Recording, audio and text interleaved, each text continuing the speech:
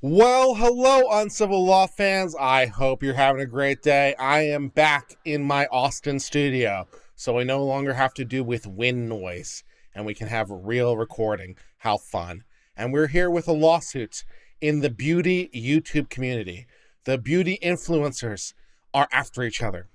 And it brings to mind a common idea or a common trope that the people who are into beauty, the people who are into fashion, the people who are into makeup as an end unto itself are really trying to fix something that is broken on the inside.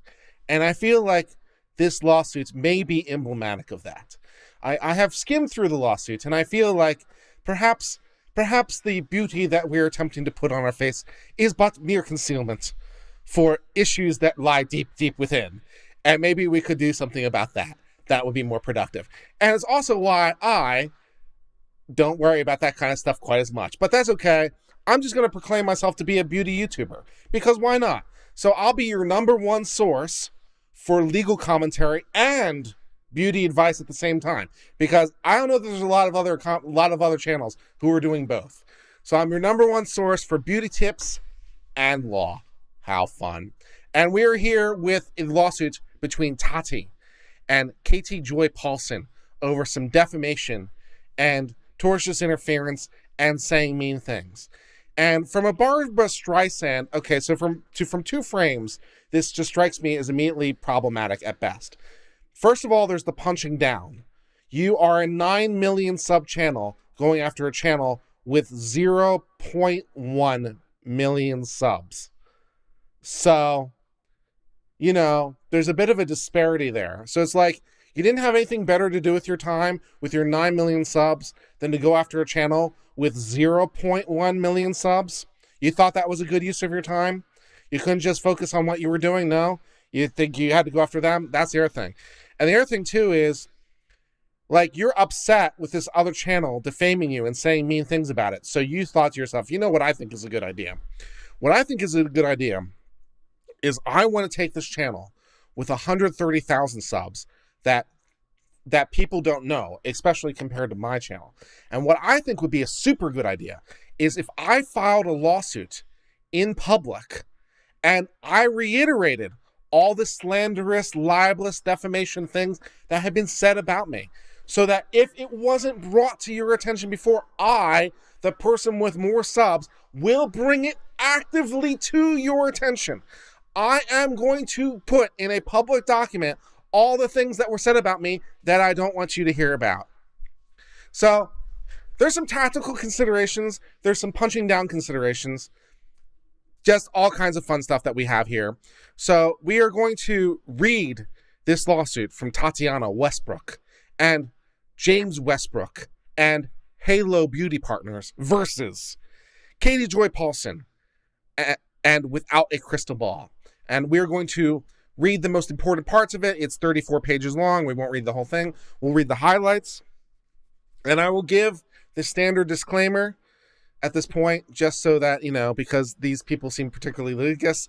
They seem litigious, particularly related to drama YouTube and tea YouTube, which I guess now I'm that.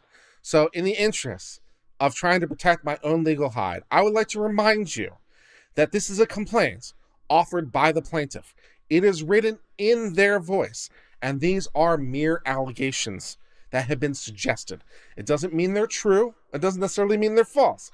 They're allegations and will have to be proved in a court of law. So I'm not claiming anything is true or not true in particular, but we're going to read this, and we're going to, from their own complaint and the veracity of it, try to assess what we think, at least as a matter of our opinion, what we think are the relative strengths and weaknesses of this lawsuit. How fun. So let's do that. Let's cover the Tati versus Katie lawsuit. Tati and Katie, go. All right, so here we are in the Western District of Washington. This was filed on October the 30th of this year. So this is barely a month old. And we are here and we want a jury trial. That should be a lot of fun between these two companies. Great. All right, so let's go skip the stuff and we'll get to the important parts of the lawsuit. Oh yeah, so what concealer should you buy? Well, right now for powder, I'm just using standard Maybelline. It's just the light powder to try to get some of the shine off my skin. Seems to work out okay. So there you go. Get the Maybelline powder. It's like $5 at Walmart. Seems to work great. All right, here you go. The plaintiff, Tati, is an internet personality, celebrity, and influencer. Tati has worked as a beauty products critic under the sobriquet Glam Life Guru. Now, I have to be honest. I had to look this up. And I did look it up earlier because I didn't know this word. And what sobriquet is, it just means a nickname or a nom de plume.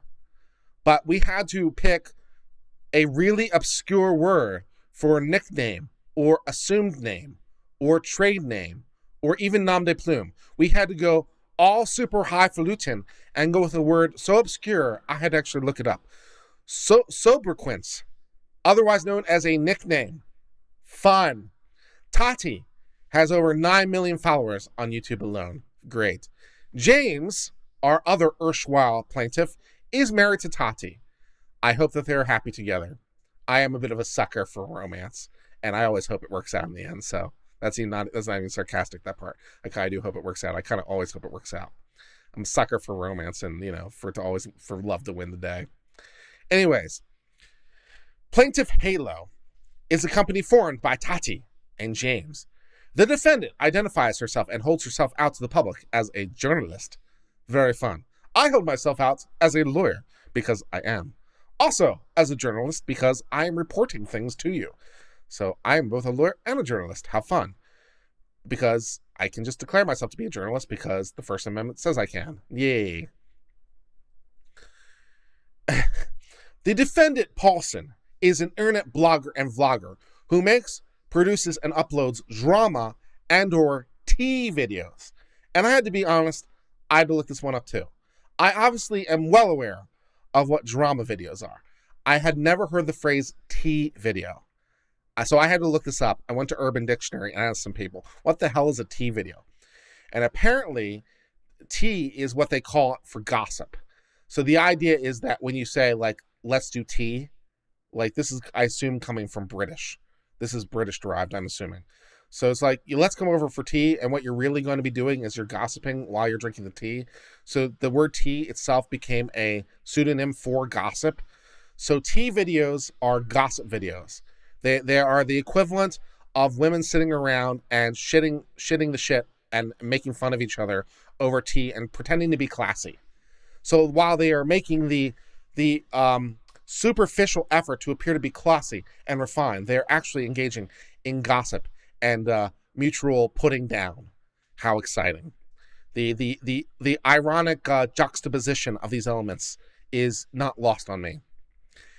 The defendant, Paulson, intentionally engages in being an internet troll under her own name and various pseudonyms for the purposes of harassment and causing others consternation, grief, and emotional distress. It's consternation, man.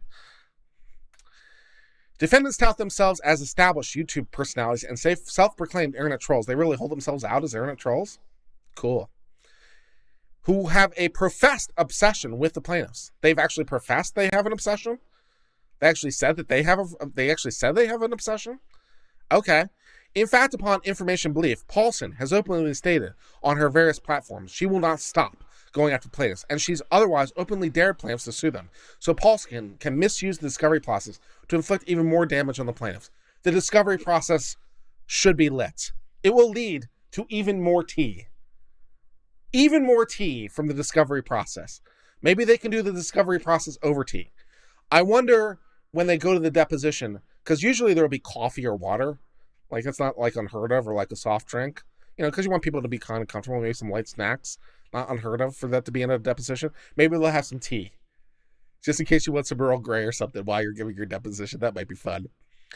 And then this is the part that makes things a little bit confusing, at least from a pragmatic standpoint, not a legal standpoint, because legally it doesn't matter. But from a practical, strategic, tactical, is this a good idea standpoint? The defendants have approximately 135,000 followers on YouTube. So once again, another way of saying 135,000 would be 0.1 million. That's another way of saying 135,000. It's a rounding error away from 0.1 million. Great. So a channel with 9 million subs is suing a channel with 0.1 million subs for the defamation, which, if you weren't aware about it, we are now going to actively bring it to your attention by filing a lawsuit about it. Okay. I mean, that's an option, I guess. Good. In May of 2019, the defendants publicly stated on YouTube in a video titled James Charles Cancels Sisters Tour, they intended to target the plaintiff Tati, her family, her business, and do an expose on Tati as retribution for what defendants perceived as Tati's alleged mistreatment of another internet personality. So the drama, the levels, the inception levels here are potentially infamous, because Tati apparently did a mistreatment of another internet personality, right? And then the defendants did a YouTube video to chastise them for the mistreatment of another personality. And now I, as another third party, am doing a chastisement of that, and presumably there might be chastisements of me. The inception levels could go forever about the perceived injustices of the mistreatments of other internet personalities. I'd also like to point out that, I am well below both these people, because I have 0.01 million subscribers. Well, 0.02. We can round up. So yeah, we have a long way to go here on Uncivil Law land. Please help me get 9 million additional subs. That would be great. The defendants have devoted at least 40 YouTube videos to discussions about the plaintiffs since May of 2019. These videos include, but are not limited to, the following, and we won't read them all because there's 40 of them, but I did select a few highlights that I thought might be, that at least popped up to my mind as being somewhat interesting. So among other videos that they say, there is a video entitled, Can We Talk About Tati Lying for 18 Minutes? Yes, we can. A video entitled, Beauty Influencer Sends My Boss a Letter. How fun.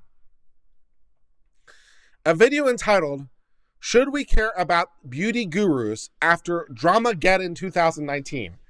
So apparently this is not the first time there has been mutual drama and mutual consternation in the beauty YouTube community. In fact, this previous consternation and previous drama within the YouTube community was so big, it apparently got a name. Dramageddon 2019. Apparently the drama has only grown since then. The drama did not stop during Dramageddon. So this is Dramageddon 2020 Part 2, The Awakening or something. I don't know. Okay. So that's the thing that happened apparently. Allegedly. A video entitled Sean Dawson's Not So Beautiful Scam of Beauty Community. Will Tati Westbrook expose them all? So much fun. A video entitled Blair White Reveals the Dirt. Jeffree Star is extorting James Charles into silence. How did Blair White get into this? How did Blair White get into this Tati KT drama fest? So Tati and Katie over here from the Not a Crystal Ball versus the Halo Beauty people. Halo Beauty versus Not a Crystal Ball. We have somehow dragged Blair White into this. Exciting. I wonder what Blair White thinks about it. Okay. Good. A video entitled Tati Westbrook lists her Los Angeles compound she just bought. Is she leaving YouTube for good? Good. A video entitled James Charles instructed me to remove all videos about Tati Westbrook so they can end Jeffree Star. Fun. And there were other videos, but we just picked random highlights that the titles of which seemed amusing to me. Upon information and belief, defendants initiated a series of defamatory and disparaging attacks against plaintiff posted on various mediums on the internet, including but not limited to YouTube, Instagram, Twitter, Facebook, and pathos.com. I don't know what a pathos.com is, but I like the name. It's very, very cool. Upon information and belief, defendants have published articles concerning plaintiff on Pathos. Is this like Medium? Is that what a Pathos is? Is it like Medium.com? So they published articles on Pathos, including but not limited to a June 3rd, 2019 article entitled, "The Criminal Background Tati and James Westbrook Are Hiding from Millions." Dun dun dun. Upon information and belief, Tati does not have a criminal background to speak of, which makes the title article grossly misleading and defamatory as to her. Okay. I don't really completely understand why this particular clause in the lawsuit is predicated with the phrase upon information and belief. Upon information and belief is a phrase you use when you're talking about third parties or second parties for that matter, when you're talking about people that are not you. So it's like, this is what the information I have is. This is what I believe to be true, right? So it's not you, so you can't know for sure. So upon information and belief is a phrase you use when you have to couch your language because you're not exactly sure. But this is Tati's lawsuit. Tati filed this. This is from Tati. So Tati presumably knows, as a matter of fact, whether or not she has a criminal background. So it's a little bit weird, at least to my ear or my eye, and I don't know if anyone else would agree with this, but it's a little bit weird.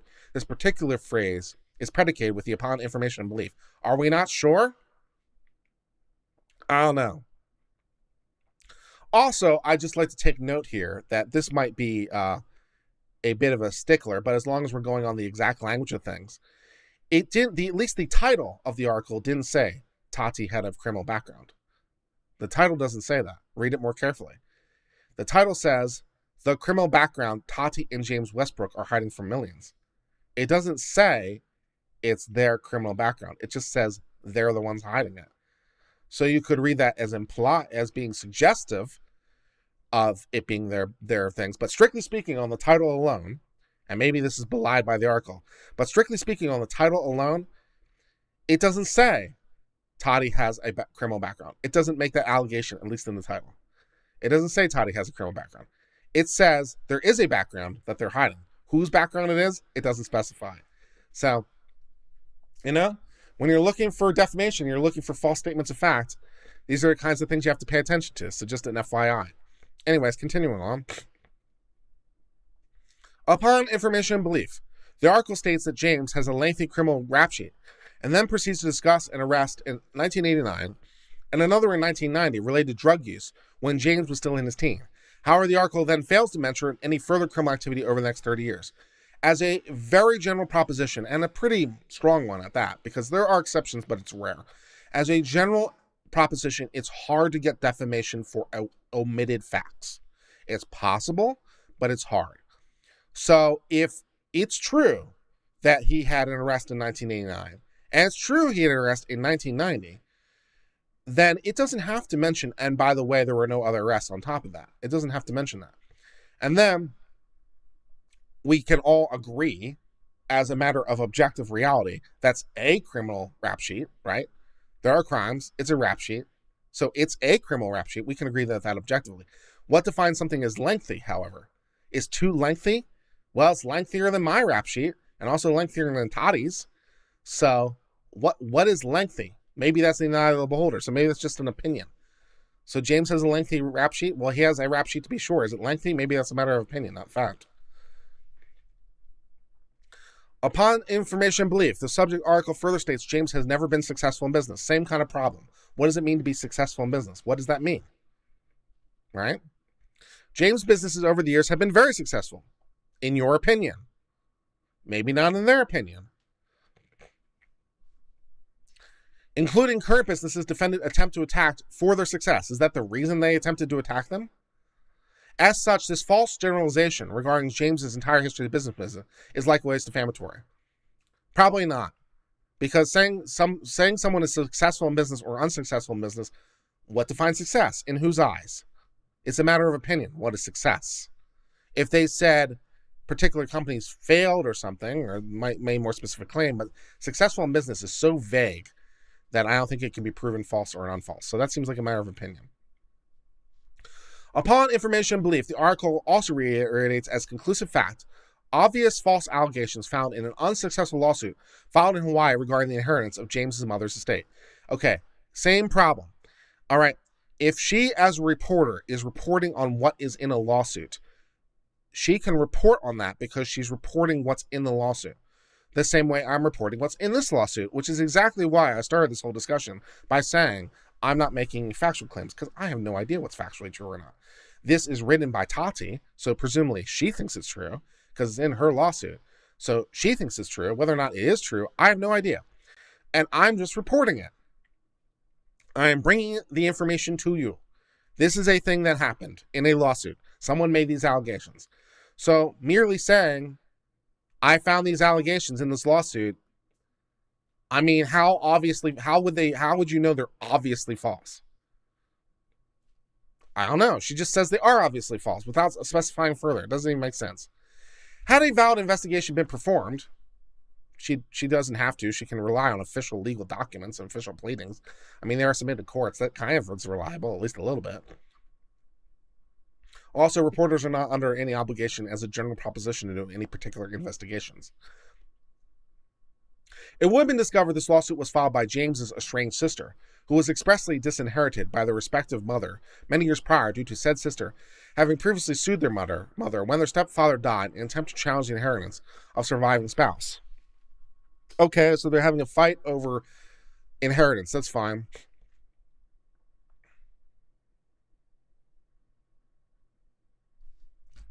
I mean, okay. After repeating the salacious and unproven allegations by the estranged sister, well, of course they're unproven. They're in a complaint.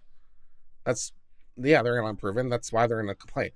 These allegations are likewise unproven, because these allegations are also in a complaint. They will be proven or not in a court of law. Defendants conclude as fact, not opinion, that James has defrauded his family. Well, based on the facts that are there, the ultimate conclusion of defraud would be a matter of opinion.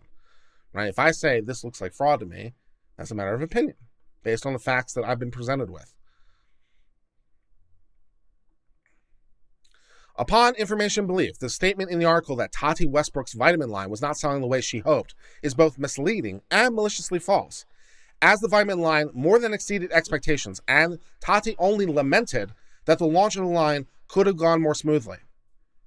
So Tati herself says that Tati lamented that things could have gone more smoothly. And then Katie over here says, Tati, it wasn't going the way that she hoped. That's just true. It's true by your own admission. You said, I thought I wanted this to go more smoothly. So you're saying it didn't go the way you hoped. That's just true on your own admission. So I don't even know what you're talking about here. You said you wanted to go more smoothly, so what didn't go the way you hoped? Okay, try again. Upon information and belief, the statement in the article that James Charles has lost millions of dollars as a direct result with plaintiffs is false, as even Mr. Charles himself expressly stated his tour was canceled for reasons unrelated to the plaintiff.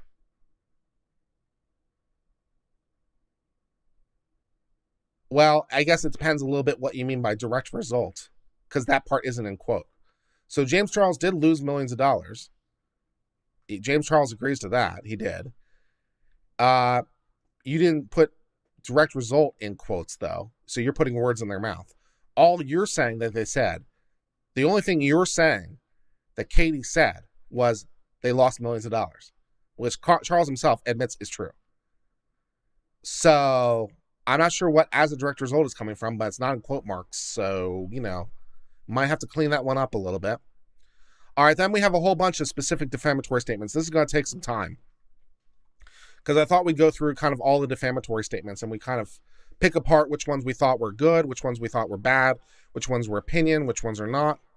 And I'm going to, at this point, give you the big disclaimer. If you haven't already spotted the big issue at this point, you should have spotted it at this point, because I've mentioned a couple times at this point that Tati has 9 million subscribers. And we've been talking for a little bit now about potential defamation or not defamation statements. So I've mentioned a couple times that Tati has 9 million subscribers. And I've mentioned a couple times we're talking about defamation. So hopefully, at this point, you've already spotted the issue. But if you haven't, let me help you with the issue. Public figure. That's a big thing. Now, they're going to get to that later and trying to undo that a lot. But the standard for pleading is going to be elevated public figure, limited purpose public figure. At least with 9 million subs, I think you're kind of there. I'm not exactly sure what the line is for public figure in a YouTube space, but I think 9 million, you're probably there. Limited purpose public figure, yeah. So you've kind of purposefully injected yourself into the public space. You've kind of purposefully availed yourself of the public. You've kind of purposefully made yourself a element in the public eye, and you have succeeded to the tune of 9 million subs. Public figure. So all these things have to meet the threshold of being malicious. So there's that. All right, let's keep going on. All right, let's talk about these defamation statements, and we'll kind of ignore the public figure issue for the moment, and we'll just kind of assess it otherwise beyond that. All right, so here we go. We're going to do all these. We'll do all these things. This is going to take a little time. Upon information belief, defendants were talking about Tati when defendant Paulson stated as fact, not opinion, in a YouTube video entitled "My Experience with Tati Westbrook," that Tati is constantly lying and not taking accountability. That sounds like opinion, not fact to me, right? What does it mean to be constantly lying? Right? I mean, kind of everyone lies. I mean, a little bit. I mean, it's hard to be perfectly truthful all the time. And, especially when you say as many things you don't try to. But like, what does it mean to be constantly lying? What does it mean to not take accountability? How would you prove whether or not someone took accountability or not? How would you prove whether or not someone is constantly lying? It's so vague, it can't be proven true or not false. So that doesn't strike me as a statement of fact. That strikes me as a statement of opinion. One down. Upon information and belief, defendants were talking about Tati when Paulson stated as fact, not opinion. In a YouTube video entitled, Tati Westbrook's channel is tanking and she's blaming YouTube. Tati is not honest. Matter of opinion, whether or not someone's honest or not. She's not properly disclaiming products she's using by the FTC standards. She's the owner of Halo British, so she should be disclosing that. Not familiar enough with the FTC standards on this to know exactly what she should or should not be doing. So maybe she is more well informed as to that. But she's not properly disclaiming by FTC standards. Maybe, maybe not. She should be disclosing that. Maybe that's more opinion. So, maybe, maybe not. Upon information belief, defense were talking about Tati and James in a YouTube video entitled, Beauty Influencer Sends My Boss a Letter. When defendants concede, they recklessly failed to verify the veracity of false and misleading statements they made about the plaintiffs. Well, do you just believe that they were talking about you, or were they talking about you? How do you know they were talking about you? What's your basis for that? Beauty influencer sends my bosses letters doesn't say Tati. How did you come to the conclusion they're talking about you? In the video, after indicating she had conducted some background research on James and Tati, did she actually mention them by names? That would be helpful. Defendant Paulson said, I might have rushed it, to be honest. I may have rushed it a little bit. Pieces I didn't have all together. So as a journalist, she put out a statement, and then she says, I came into further information. That's not reckless disregard of the truth, though. Reckless disregard of the truth, which is what you need for malice, for a public figure. Reckless disregard of the truth means essentially you know, or should know, it's false. So, it doesn't require you to do any particular investigation. It just requires you to have other information already on hand that would contradict that information for whatever reason. So if you publish something believing it to be true and then come into later information and you want to do a retraction, the original is not defamatory. She then stated her videos might have been disruptive to their lives. Okay, so she's like, sorry about that misstep. That's not reckless. That's actually kind of showing some good journalistic ethics, at least to me. I mean, it could be reckless, right? I mean, we're basing it off of pretty thin sentence here. So maybe there's more behind it than what's here. So maybe it was reckless, but at least based on the 3 sentences we saw, it's a little hard to draw that conclusion. So maybe there's other things beyond that, but I published a thing. I found out further information. I corrected the record, did a retraction. Sorry about the disruption if I did that. So, that seems okay. So unless there's more they're not telling me, so go develop it more. But yeah.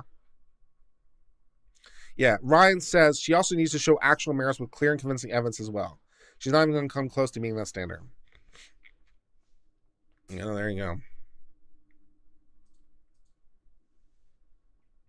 I'm not sure clear and convincing evidence is actually correct, though. I'm not sure that part is legally correct. It might be correct in some places, but we're in Washington State. Because clear and convincing evidence, clear and convincing is the standard in Texas. So you might be conflating that one, Ryan. If you're thinking about the Texas anti-SLAPP, it's not clear and convincing evidence. It's clear. What is it? What's the actual phrase in Texas? It's clear and convincing something else. I forget. It's something else. Clearing something else, but it's a different phrase in Texas. But anyways, as a general matter of general law in most states, you only have to prove preponderance of the evidence. You have to show the malice, but you only have to show preponderance. In Texas, if you're thinking Texas anti-SLAPP, you'd have to show clear and convincing. But we're not in Texas. We're in Washington State. So I think you might have made a legal mistake on that one, unless I don't know something about Washington State. And if I don't, you can correct me. That'd be fine.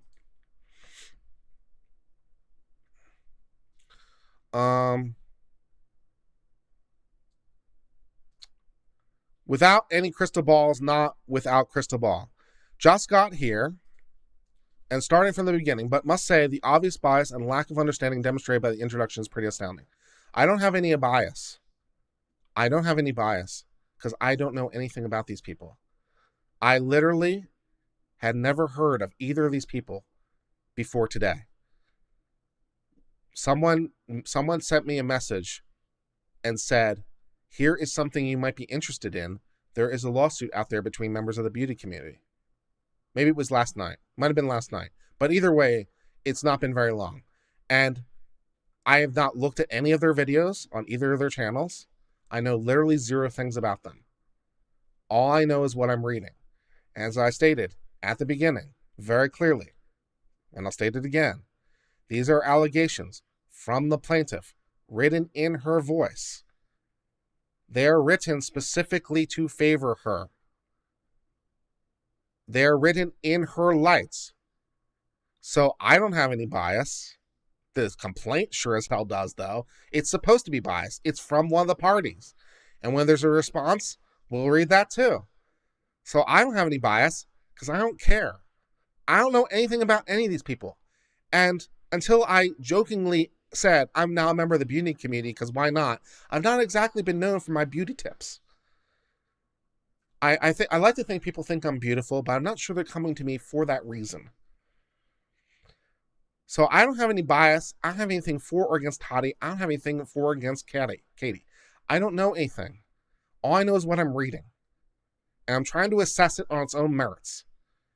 And I'm trying to assess what she says and trying to assess what I think in terms of its relative strength and weaknesses. Does this seem like a statement of fact? Does it seem like a strength of opinion? What is this relative strength of this based on what they're saying? From their own view, what is the strength? So, I don't know what to tell you. I don't have any bias. I don't care. I don't care. I really don't. I don't care who wins or not. Is this going to become the Vic Mignogna thing all over again? This is going to become the Vic Mignogna thing all over again, isn't it? I've just stepped into it. This is going to become the Vic Mignogna thing all over again, and I'm going to be accused of bias no matter what I do. I'd like to point out at this point that I do literally zero things about Vic Mignogna or Defamation or any of those people before I ever read the first lawsuit. I knew zero things. I had no bias because I don't care. And then I just give analysis best as I can, and everyone accuses me and says mean things about me. The things hurt. They hurt because I'm like, I don't care. I'm just reading the lawsuit and trying to assess it. I don't care. I just am looking for the strength of the thing, trying to make an honest assessment one way or another. This is going to become Vic Mignogna over again. I can already tell about it. What can you do? Oh well. Keep going on, I guess, you know. Christina Ray says I'm adorable. Yeah, thanks. I appreciate that. That's very kind of you. Man. It's gonna be Vic times 10. He probably will.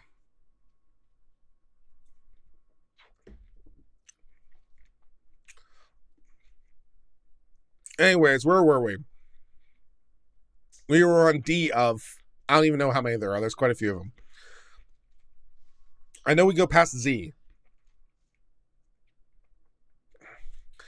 Upon information and belief, defendants were talking about James on Twitter when Paulson stated as a fact, not opinion, her husband, who is a career con artist. That's more a statement of fact.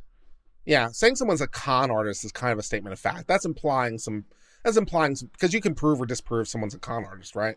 Because you can prove or disprove someone engaged in cons. So that's more of a statement of fact. So that's more a statement of fact. So I think that one's stronger.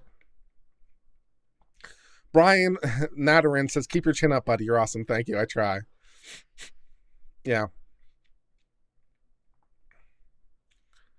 Upon information and belief, defendants were talking about James on Twitter when Paulson stated as a fact, not opinion.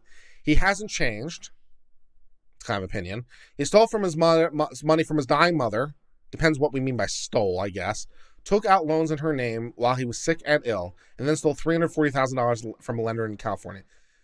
Might be hyperbolic, so that might be a possible defense. It might be hyperbolic. Also depends a little bit what is meant by stole in this context. Do people know what she is talking about?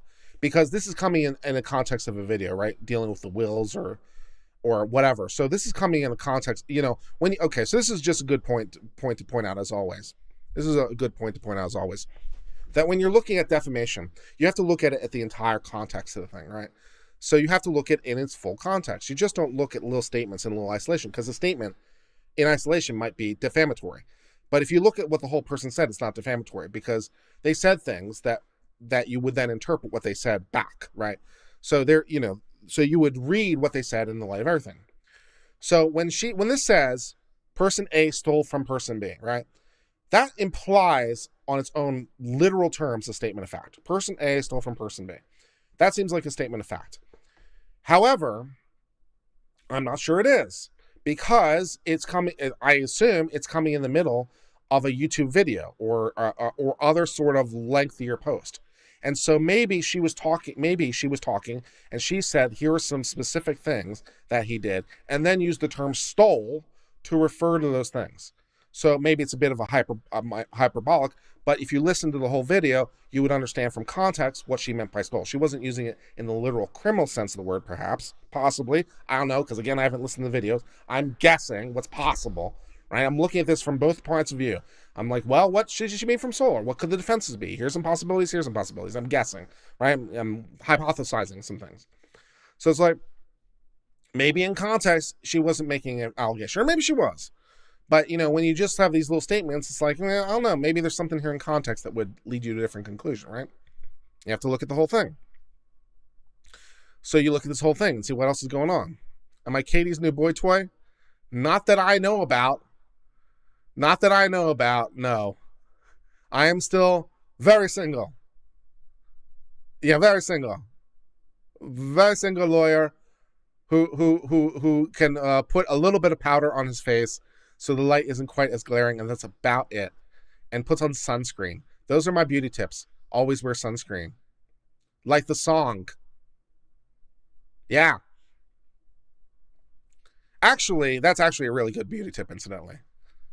That's actually a really good beauty tip. And I know that because I've read enough articles from enough dermatologists to know that dermatologists will tell you pretty universally, just put on sunscreen. Just put on a daily sunscreen, especially for someone like me, because otherwise my skin would die because I'm very pale. But yeah, most dermatologists will say the number one thing you can do is just put on a daily sunscreen. So that's actually a really good beauty tip. Put on sunscreen. Just put on a daily sunscreen every day. It will help a lot. All right, there you go. How about that for a tip? A tip coming via proxy of dermatologists. I'm not a dermatologist. I've just read them. Also, I listened to the song about using sunscreen and the importance thereof. It was very persuasive.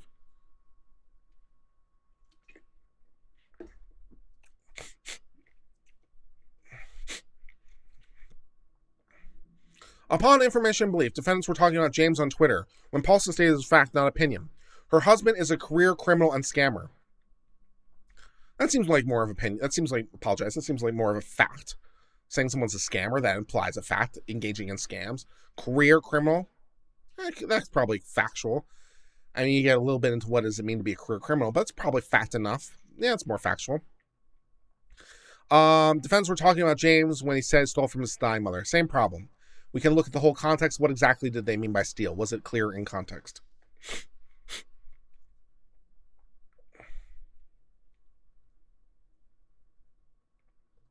Taddy's shills are in the chat. Well, I'm reading. If Taddy's shills are in the chat, in the chat, I'm reading from Taddy's complaint. So I'm bringing her complaint to light, and then I'm assessing it for its relative strength. So I guess they should be at least kind of happy that I'm bringing her complaint to light, and then I'm assessing it for its strengths and weaknesses based on what I see so far. Like, you know, a lawyer would do. I'm like, here's what looks strong. Here's what looks weak. These look like statements of opinions. These look like statements of fact. Also, you have a big lingering problem of public figure that's going to be sitting on top of all this. That's going to be a massive problem, but we haven't gone that far. But yeah.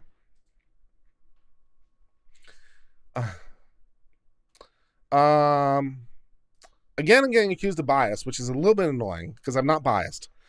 Or at least I'm trying very hard not to be biased, although getting accused of bias is a little annoying. But again, without any crystal balls, not without a crystal ball. At Tony K, you're wrong, at least in this video. The Emily Baker actually reads legal documents and provides insights without the obvious and unfounded bias. I don't have any obvious or unfounded bias. I don't have any bias. I don't know anything about any of these people. I'm just reading a lawsuit, trying to render opinion. I don't have any bias. Why do you think I have any bias?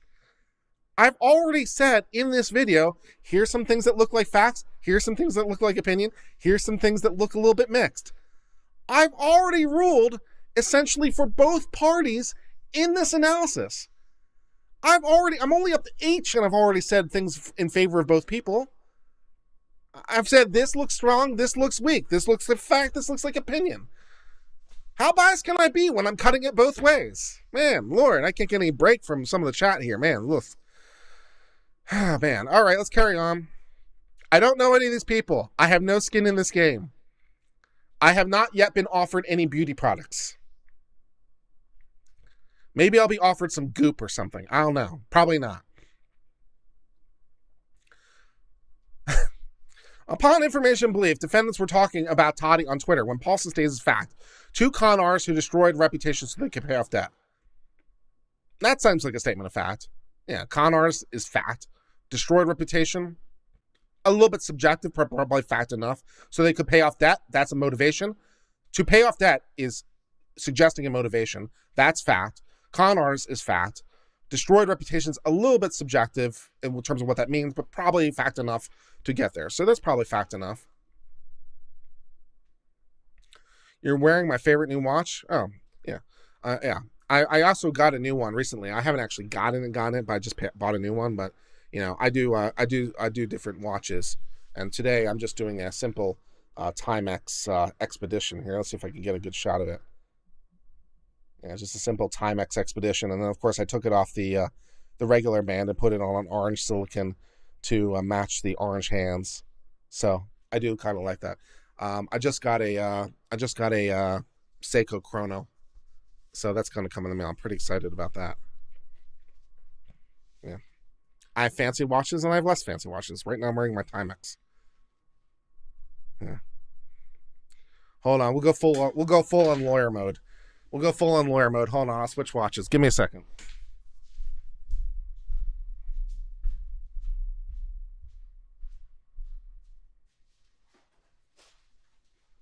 Let's see. All right. We'll switch watches. We'll go full on lawyer mode. for full on lawyer mode. Rolex Submariner on a NATO. That's pretty lawyer-esque right there. So yeah, we'll switch watches. Go Rolex. Oh man.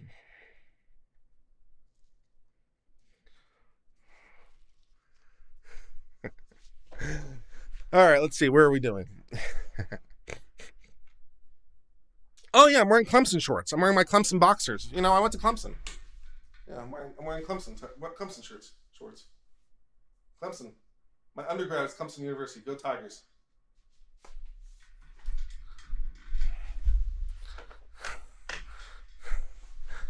All right, let's see, where were we?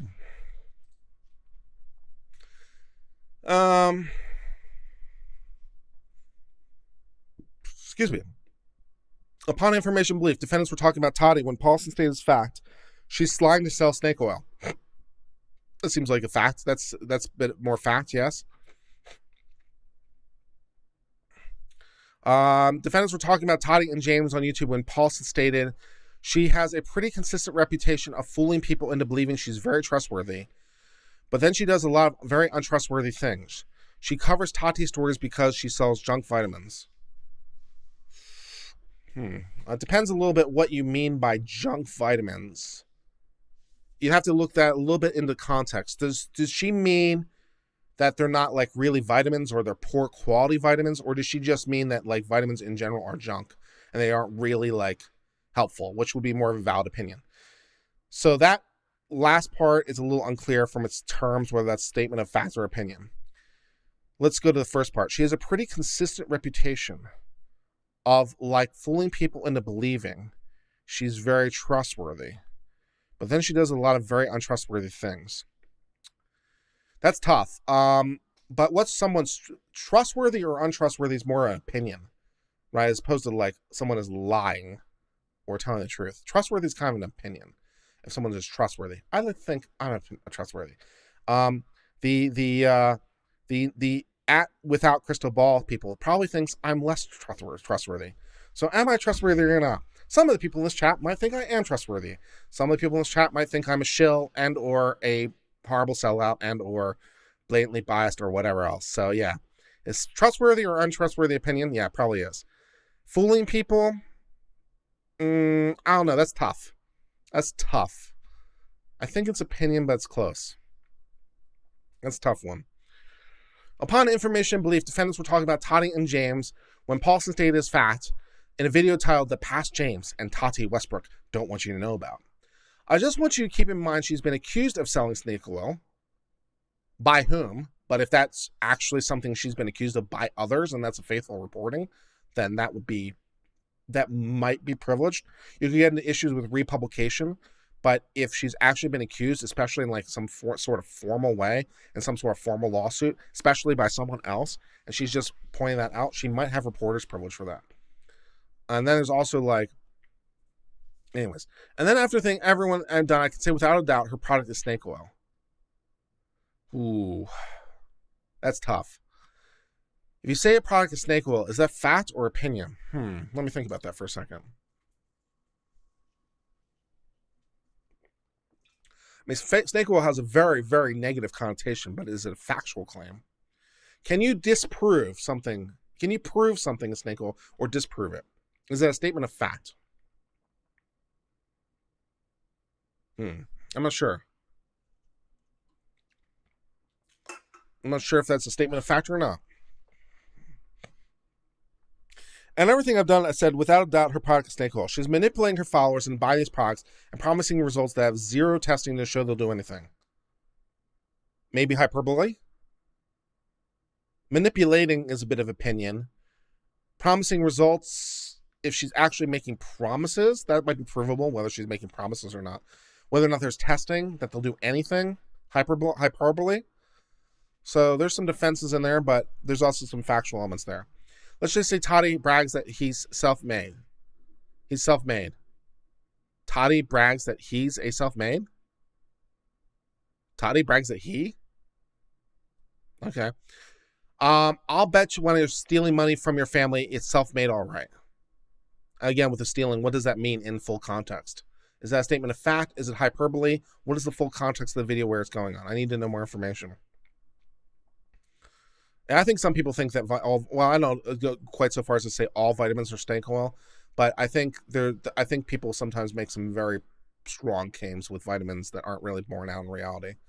And, and also other things too, like, other examples that someone might potentially consider to be snake oil would be things like, CLA for fat loss, or, the herbs that's supposed to help you like lose weight or reduce appetite, stuff like that. Maybe those don't really work. They're snake oil. Um, a lot, and the problem in particular in a lot of a lot of supplements. In fact, almost all supplements are unregulated, or that's the wrong way to put it. They're not required to go through any formal procedure to go on the shelf in terms of the FDA. So technically speaking, they are regulated, but it doesn't really matter. But there's a lot of products on there that are making some pretty outrageous claims that someone could say is snake oil. So depends a little bit on context, but possible. How many people do I have watching right now? 207. Nice. Excellent.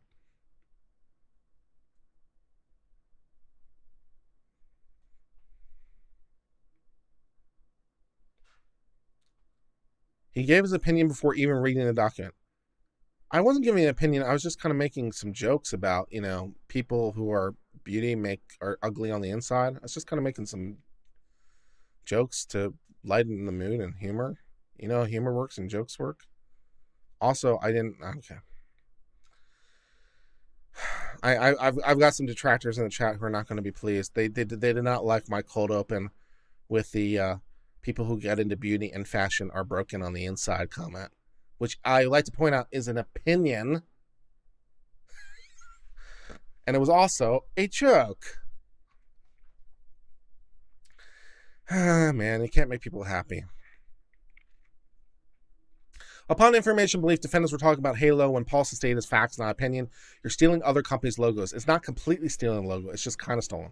I don't even know what that means. I literally don't even understand what that is. You're stealing logos, but you're not. It's just kind of stolen. What does that even mean? Like you're making unlicensed derivative works or something? What does that even mean? I don't even know what that is. I can't even assess whether that's fact or opinion because I literally don't understand the words. So that one I'll take a pass on. Upon information belief, defendants were talking about Toddy James and Halo in a video saying why I spoke out now about the James Charles Tati Westbrook situation, where she stated their business was on the verge of imploding, and all of it relates back to that history that they've not just necessarily followed the rules. Verge of imploding is opinion. Relates back to history, they've not necessarily followed the rules. Opinion, I think. Saying someone's not following the rules, can you prove that statement? And also, who's in perfect compliance with all the rules, ever? It's basically impossible. So if you say someone's not necessarily following the rules, you're probably right, just as a matter of fact. Because it's kind of hard to comply with everything perfectly. Is it worth going to Clemson if you're an NC resident, particularly for undergrad research? I think Clemson's a great school, but, your mileage may vary. But I had a great time there. Upon information... Yeah. Differing opinions equals trolls. Yeah, I don't know if they're trolling me or not. Some of these people are giving me a bit of a hard time, but it's okay. Some people are accusing me of biases and stuff, which is an opinion. They're saying, you're biased. That's an opinion. They're allowed to say I'm biased. I'm like, I'm not really, because I don't really have anything. But they're like, I think you're biased. That's an opinion. And on some level, everyone's biased, just period. It's impossible to not be. It's truly is impossible on a fundamental level. It's truly impossible on a fundamental level to not be biased. We try as best we can, especially people who want to be good legal commentators and or good judges, people who want to aspire to be neutral.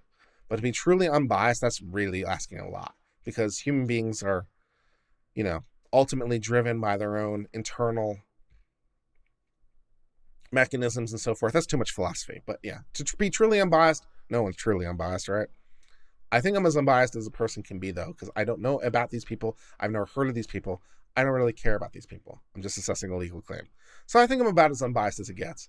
But this is Vic Mignogna all over again. I can tell what's happening. Why did I do this? It's just Vic Mignogna all over again. Okay. The court of appeals should be rendering that Vic Mignogna case any day now, and then hopefully I get to put that thing to bed.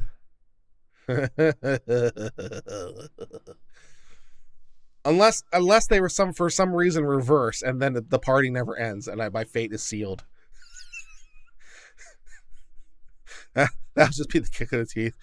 Court of Appeals reversed, Kurt. It's not over. Joy! Upon information belief, defense were talking about Toddy and James when they stated, in fact, last year I reported on Toddy Westbrook's husband, James Westbrook, had a history of questionable behavior in relation to alleged fraud. If there were truly allegations of fraud, if that was truly something, again, if there's like formal allegations and formal paperwork, then, and that was a fair report of what was alleged, that would be fair. That'd just be a fair report. A video I made on his court cases infuriated him to the point that they sent someone to my inbox to threaten me. Let's just say I wasn't wrong. Okay, that just might be factually correct and or protected by reporter's privilege. So I think that one they might get a pass on. Upon information belief, defendants were talking about Toddy on or before October of 2020 when she stated as fact, but after receiving a phone call yesterday, I felt sick to my stomach. Toddy Westbrook and James Charles used me in their quest to take down Jeffree Star. They used you in your quest to take down someone. Is that a statement of fact or a statement of opinion? Man, that's tough. Is that a statement of fact or is it a statement of opinion? Could you disprove it? Could you disprove that they used you in a quest to take down someone else? Maybe. Borderline. Defendants were talking about Toddy and James on Twitter when they stated as fact they need the internet scrubbed of any of Tati or her husband's wrongdoings before she could put out a video about Jeffree Star. Also, speaking to my bias or lack thereof, I have literally zero idea who Jeffree Star is. I have never heard of him before this lawsuit. Who's Jeffree Star? Who is he? I have zero clues. Who is a Jeffree Star? I don't know. She won all evidence gone so she can pin on Jeffree Star. I'm guessing from context, a Jeffree Star is someone that she had prior business dealings with that went bad, maybe? Or something? What's a Jeffree Star?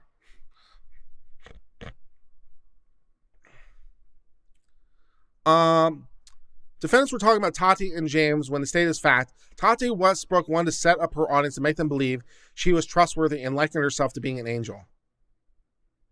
Well, did she do that? Is that a fair characterization? But she was with her husband, James Westbrook, when they ripped off his family and former friend for nearly $1 million. This time the fraud is more than $5 million.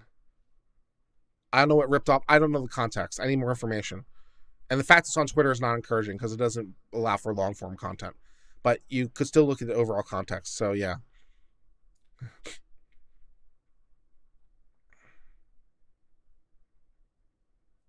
A makeup guru? Okay, noted.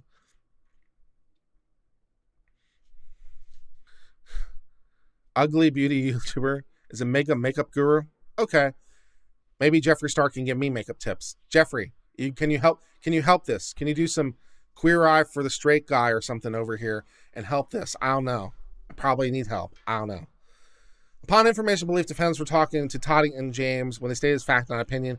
It seems the Westbrook attempts to remove blogs by without a crystal ball could have been done to mislead business partners and potentially hide fraudulent activities from investors. Could have been done seems like an opinion. It's like, this is a reason it could have been done. Could be an opinion. Upon information belief, they stated as fact, the lawsuit accuses James Westbrook of liquidating hundreds of thousands of dollars of Halo assets as the Westbrook learned about the case, effectively devaluing the company. Well, that's a statement of fact. That's just a statement of fact. I mean, there's no opinion in that, right? So that's like one of the clearest statements of fact I think we've seen yet. Like, oh, but it's referring to the lawsuit. Okay, so she is quoting the lawsuit. So then it's a question of, is she fairly reporting on the lawsuit, right? Because you get into reporter's privilege. So I missed that part, right? So she says the lawsuit does this. So those are statements of fact, no doubt. But she's saying the lawsuit does. So then the question is she fairly reporting on the lawsuit? So she has reporter's privilege. Is that what the lawsuit said or not? So I don't know what the lawsuit said. But if she says, well, this is what the lawsuit said, that would be correct. And she might have reporter's privilege for that. Upon information and belief, defendants were talking about Tati and James when they stated as fact, Tati Westbrook isn't scared for her life because of Jeffree Star. Is Jeffree Star really that scary a guy? She and her husband are unloading their assets and trying to dodge their business responsibilities. Unload assets seems like a statement of fact. You could prove that or not from transactions. Trying to dodge responsibilities, speaking to motive, maybe, maybe not. They don't want anything in their name because they're on the hook for millions to Clark Swanson. I don't know what a Clark Swanson is either, and I don't want to know at this point, to be quite honest.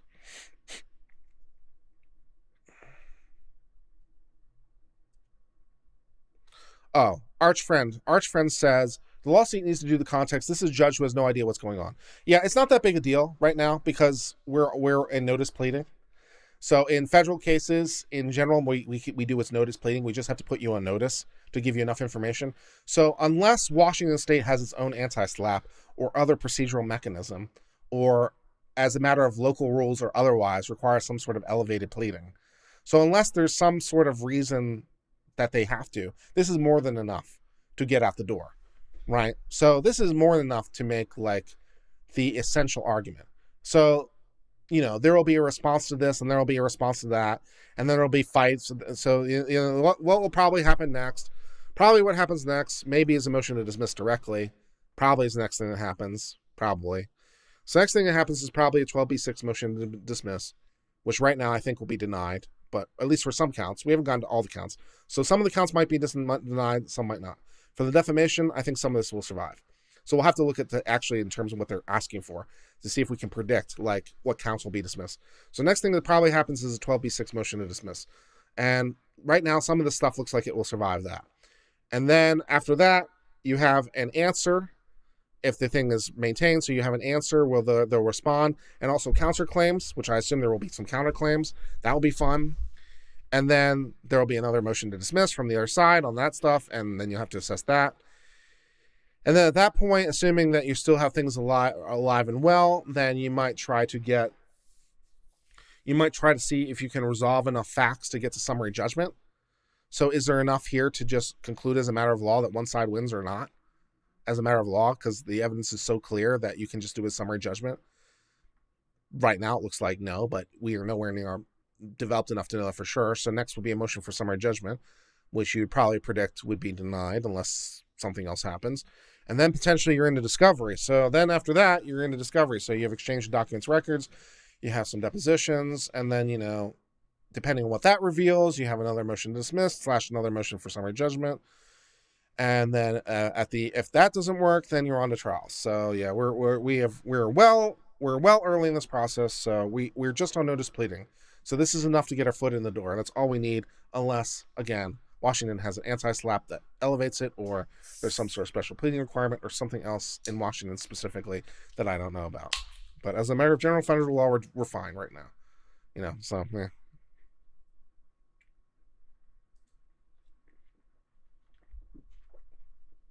Do I think part of it will be dismissed for failure to state a claim? We haven't gotten to causes of action yet. You can only dismiss causes of action. So we'll see what causes of action they are and make an assessment. So we haven't gotten that far yet. But some of this defamation stuff looks okay. Or at least it superficially does, to my eye. Where were we? Upon information belief, defense were talking about James on Twitter when they said, "While I get the complaint is one opinion for one partner, James' whispered history of fraud leads me to believe that the partner isn't lying." Does he actually have a history of fraud? Is it like been documented? Has he been ideally convicted of fraud? Or like, has it been like formal documented fraud? Or that might be okay, depending on what we mean by history of fraud. What are we referring to there? Defendants that we're talking about Twitter when they said, JC, Tati abused you once and used you a second time, cut ties now. That's opinion. Abused is something that's not subject to proof or disprove. What do you mean by abused? I assume we don't mean physically. If we meant physically abused, that would be proved or disproved. If we mean emotionally, that's more opinion. And also, she's talking to JC, who would be aware of the facts or not. So I'm not even sure that's defamation. I'm not sure that's defamation, because she's saying to JC, Tati abused you, JC, which would be facts that he would know or not know, right? So I'm not even sure that's possible to be defamation, because she's talking to the person who was involved. So she's saying to him, you were abused. But whether it's false or true, he would know that. So there's no like injury. So First of all, I think it's an opinion. Second of all, I'm not even sure it's possible to be defamation because she's talking to the person who would know the facts for sure. And has used you a second time. Not sure what that's referring to. Cut ties now, that's a matter of opinion. And also, used you a second time. Again, she's talking to JC, who would know whether or not he has been used a second time.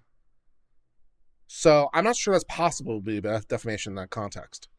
Because she's talking to the person who would know for sure whether it's true or false. Anyways. Defamation, defendants were talking about Tati on Twitter when they said this right here, Tati lying for 1 minute. You'd have to go seeing what they were referring to and seeing if it's lies or not. What do we mean by lying exactly? But lying on its own seems like a statement of fact.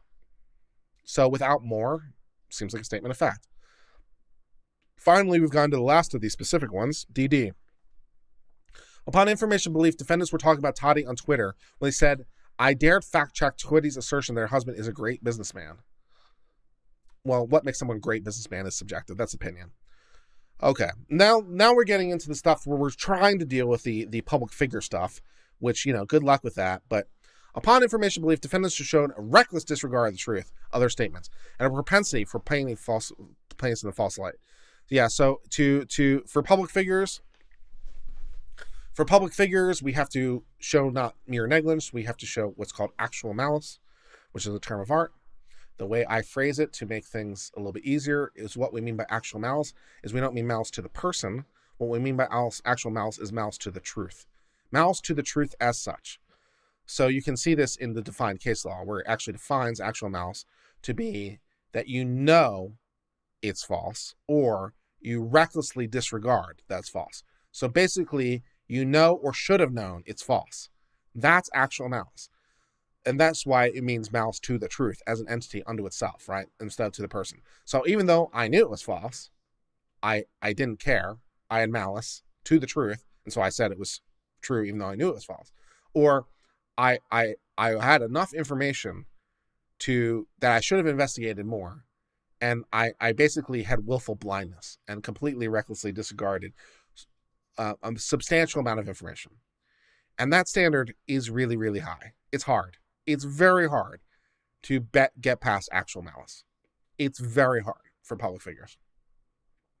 And again, with 9 million followers on YouTube, and I think she's into limited public figure status.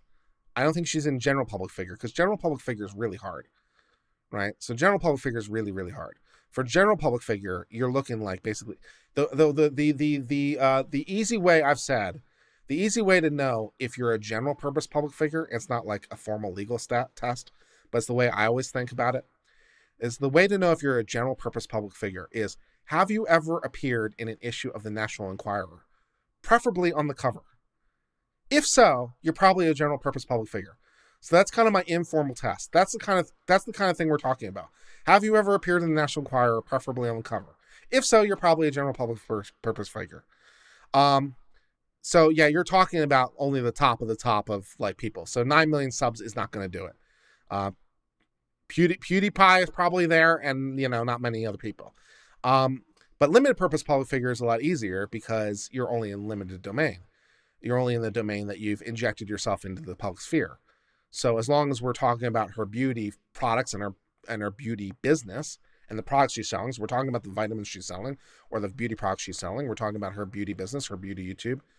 Right? So we're in the right domain, right? The right limited domain. So therefore, because we're in a limited domain and she's a limited purpose public figure, then you have to show, again, that you knew it was false or you were willfully blind, recklessly disregarded. Actual malice to the truth as such. It's really hard. It's really hard. So, it's going to be tough. So they're alleging that they have reckless disregard for the truth, but that's tough to prove. It's tough. I'm sure their lawyers are well aware of that. It's not that it's impossible. It does happen. It's not impossible. It's just really hard.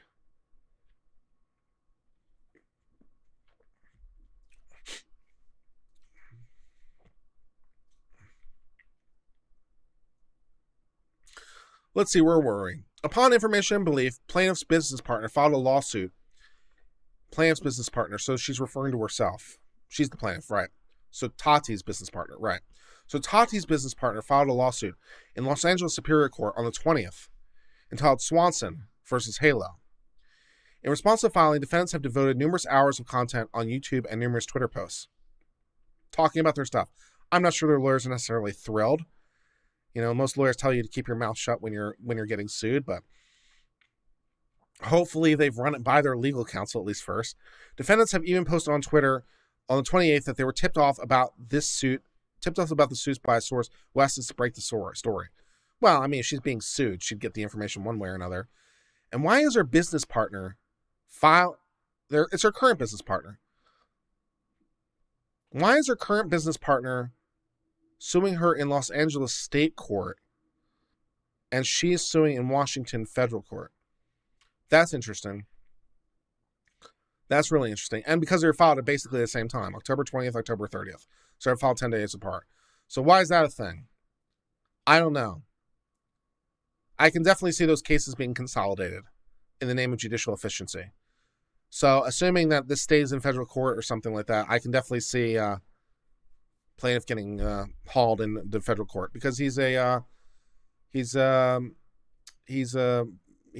related party, so you can consolidate the claims, I think. So I'm not sure what that's all about, but that's really weird. Also, what's the basis for the lawsuit? Is it defamation or is it business interference or what? I don't know. Finding stuff in state courts is a much more pain in the ass than the federal court, so I don't know if we're going to be able to find that, but whatever. Upon information and belief, defendants upload a video on YouTube saying, "I was right about everything, a huge study coming on the Tati Westbrook." In that video, upon information and belief, defendants made the following false statements, or statements portraying plaintiff in a false light, including, but not limited to, the following purported alleged statements. "I now get why James and Tati Westbrook have been wanting my stuff off the internet. They did not want their business partner to see what he was involved in." Their business partner seemed to have a different impression, though, because the business partner is suing you, not them. So that doesn't seem like it was their motivation to prevent the business partner from seeing it, because the business partner at this point is presumably well aware of it, and he's suing you, not them. So that doesn't seem like that's their motivation. They didn't want any of the fraudulent cases that he was involved in to become public. They didn't want it searchable. You don't want this to become affiliated at all. These are not good people. That's opinion. Tati and James scrub everything so they can protect things from investors. Scrub is a statement of fact. Protect things from investors is a potential motive. Fact. Yeah. Tati and James were broke when they launched Halo. What does it mean to be broke? I don't know if that's provable or not. They had no credit when they launched Halo. Depends a little bit what you mean by no credit. Probably not literally. They had no money when they launched Halo. It seems hyperbolic. You know, it's not meant to be taken literally. Literally no money. Because that would be impossible. Presumably we mean it in the comparative sense of no money. So that seems like a hyperbolic statement. That seems protected. They had no bank accounts when they launched Halo. Again, that's a little bit closer to a statement of fact, though. Because no bank accounts is a bit less susceptible to hyperbole, right? Like if you have one bank account, it's a little bit odd to say you have no bank accounts. So that seems like a closer statement of fact. James liquidated cash in the Halo business accounts and paid it out to the members without knowledge of the partner, rendering Halo worthless. That seems like a statement of fact. Liquidated the cash. Well, strictly speaking, you don't liquidate cash in a bank account. It's already liquid. So that phraseology is just odd. Because you don't liquidate cash in a bank account. It's already liquid in the first place. That's why it's in a bank account.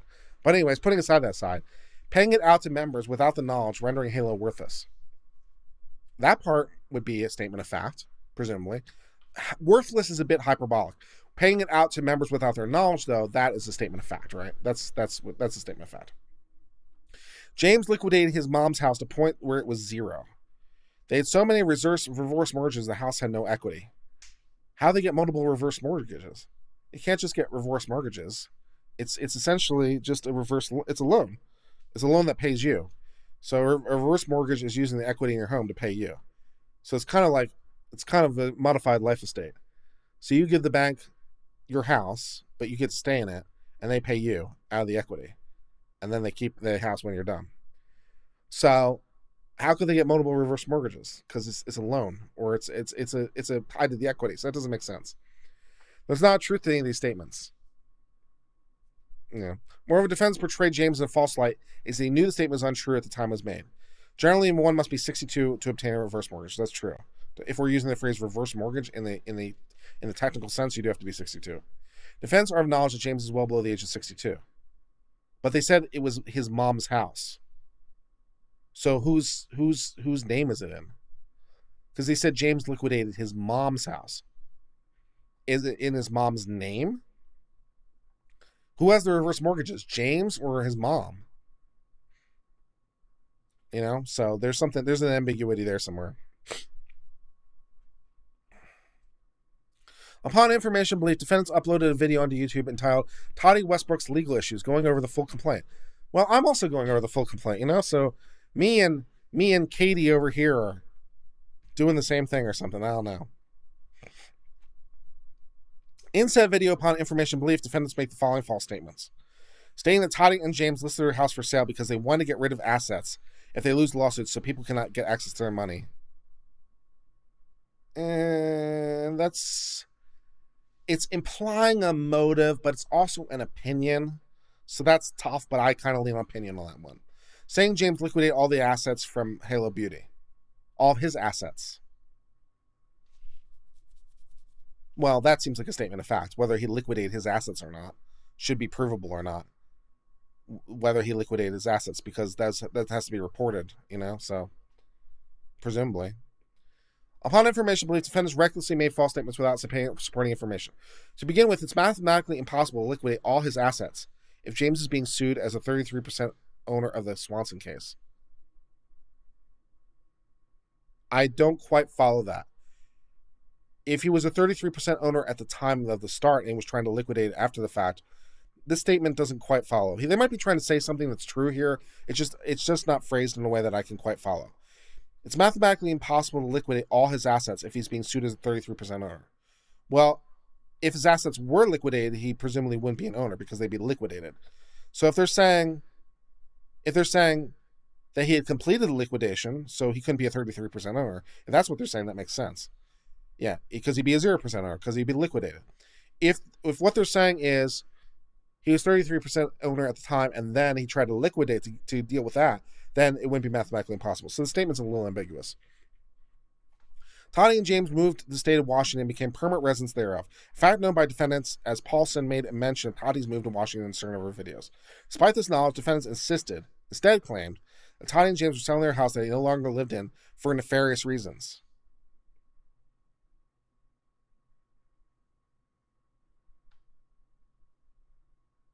Well, just because you don't live in a house doesn't mean that you don't own the house. So, defendants claim, despite knowledge that they moved, your claim that they were selling their house. Those statements aren't compatible. You can move and trying to be selling your house. You don't have to live in your house to sell it. And then whether or not it's nefarious reasons, like for the thing, that might be fact, might not be fact. Yeah, Washington does have a motion to strike. Yeah, different states have different versions of the anti-SLAPP, and some are stronger than others. So we will learn through this lawsuit, I'm sure, what the Washington anti-SLAPP is and how good it is or not. Is it more of one of the ones on paper, or is it more of the ones in reality? So we will find out exactly how good the Washington anti-SLAPP is. So Washington has an anti-SLAPP. How good is it? I guess we'll find out. Your mileage may vary dramatically from state to state. So. Also,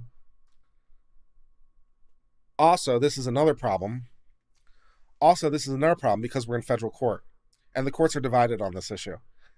So the courts are divided as to whether or not you can bring an anti-SLAPP motion into federal court. Because the anti-SLAPPs that exist are creatures of state law.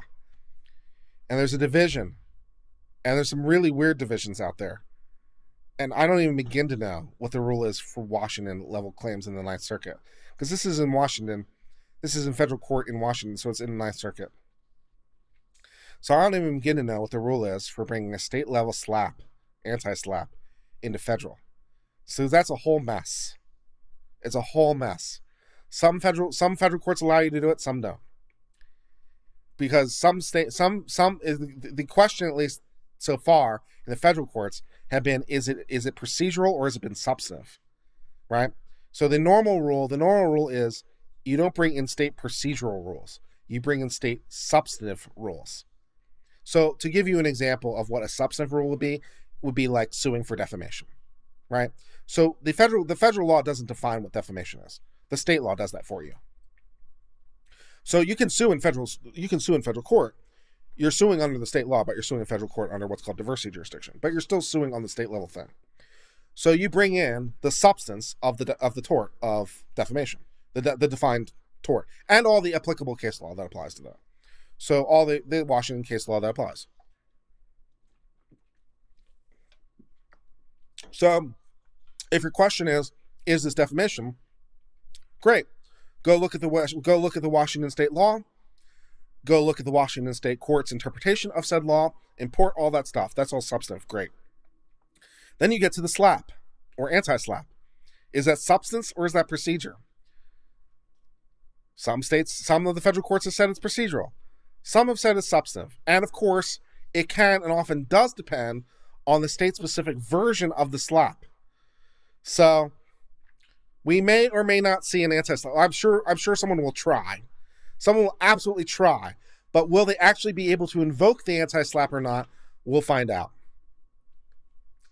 This is what happens when you live in a federated constitutional republic, children. This is what happens when you live in a federated constitutional republic and you have states that are sovereign and you have the federal government that's also sovereign. So you have states that are sovereign and the U.S. government that's sovereign at the exact same time. So this is the kind of things that happens when you have split levels. So you have split sovereignty and you have state that's sovereign and the federal government sovereign at the same time. Then you get to ask wonderful questions like, is this anti-slap procedural? Is it substantive? Do we bring it in the federal law or not? Fun. So we may or may not see a slap. We'll find out.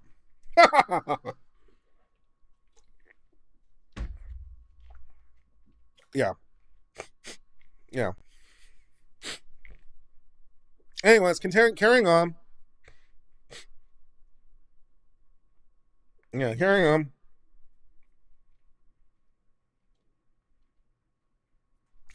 But okay, we covered the 33% thing. We covered this house selling thing, so we covered that entire paragraph. Okay, great. Upon information belief, defendants expressly seek to destroy plaintiff's relationship with their business relationships. So that implies tortious interference. So we'll see if that pops up in a cause of action. Defendants said they reached out to individuals to repeat their defamation and told them to cut ties. That suggests tortious interference. Let's see if that comes up to the cause of action.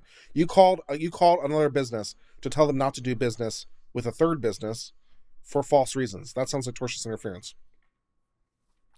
Plaintiff had built up their highly valuable customer base, reputation, goodwill over several years. The harm that they inflicted could be $5 million. Okay? Plausible, I guess. All right, so now let's get into the causes of action. So now we're getting into the cause of action where we figure out what, if any of these, we figure out which causes of action may survive a motion to dismiss and which won't. Or at least our gut opinion, or at least my gut opinion as to what will or will not survive a motion to dismiss. So based on all the things we've read, based on the factual allegations, based on our knowledge of law, and we're for the purposes of this exercise, we are going to assume the Washington anti-slap is not coming into this picture. So we'll just assume that the Washington anti-slap is not a thing. And we'll go from there. We will find out if it's a thing, but for the purposes of our current exercise, it is not a thing. All right, so let's figure out. Defamation. Defendants published to third parties or caused others to publish through articles, tweets, Instagrams, postings, numerous false, written, non-privileged statements of fact that were degrading is irrelevant, damaging, better, disparaging, irrelevant, and defamatory. Yeah, two of these things are irrelevant. You're allowed to disparage the hell out of anybody. Some of the people in the chat are currently disparaging the hell out of me. You're allowed to disparage people. You know, you're allowed to degrade people. Damaging, not so much. Defamatory, definitely not. So some of these things are like, why do I care? Made for the purpose of causing financial harm and emotional distress. I don't like that, because you don't need a motive for defamation. And motive is not an element of it. Why are you injecting motive into this? And also, emotional distress is an entirely different thing. So I don't really like this cross thing. So I don't really like this for the purpose of. I don't know what's doing here. Yeah, all right, but okay. Upon information, belief, defendants acted recklessly. The statements were clearly calculated falsehoods or knowledge, or with reckless disregard, trying to get past the public figure stuff. For instance, in June of 2019, the defense admit the defendant may have published a false defamatory statement. That it's false isn't necessarily the same thing as defamatory, right? False is a necessary condition, it is not a sufficient condition. Published a false statement before having all the facts. Admitted the false statements may have disrupted their life and business. Defendants acknowledged they removed false statements from articles, but refused to remove the same or similar false content. Did they actually refuse to do it, or they just neglect to do it? That might make a difference. So on count one for defamation, I think some of this stuff might survive. It's a little bit hard to tell right now because we don't have the full context for some of these things. But some of these, we read through 40 of them or something. Some of them don't look like they're going to survive. Some of them look like they might survive. So I think there's a pretty decent chance that some of the defamation claims will survive. A motion to dismiss, assuming the anti-SLAPP doesn't apply. And then in the answer, they might bring in other things. But at least on the surface, they look like they have, some of this stuff looks like it might survive. Okay. Cause 2, defamation per se. So defamation per se, you don't have to prove damages because they're related to specific kinds of defamation. So usually for defamation per se, you're looking for things related to your work, your profession. You're looking for things related to sexual promiscuity. You're looking for that kind of thing. So that's defamation per se. So you don't have to prove special damages. Long history of crimes, career criminal scammer, engaged in theft, engaged in fraud, shaky background, arrest for possession of drugs he's trying to hide, multiple felonies, possible incarceration, bankruptcy, stole money from his dying mother, long rap sheet, 4 businesses permanently revoked evidence has committed fraud, judgment over for $500,000 for defrauding an investor. If he actually has a judgment against him, if that's true, if he actually has a judgment against him for defrauding an investor, then you can kind of say he's a fraudster. And I think you can even go so far as to say he's a con artist at that point. So if it's true that James has a judgment against him for $500,000 for specifically defrauding an investor, if that was actually, so you're saying there's a judgment, so this case is over. This has not only been alleged, this has been proven. There's a judgment entered for fraud. That's what you're saying. So if that's true, then I think you're kind of good with saying, you're good with a lot of this stuff. He has a history of crimes, you're there. Career criminal and scammer, you're there. Engaged in theft, you're there. Engaged in fraud, you're there. Shady background, you're there.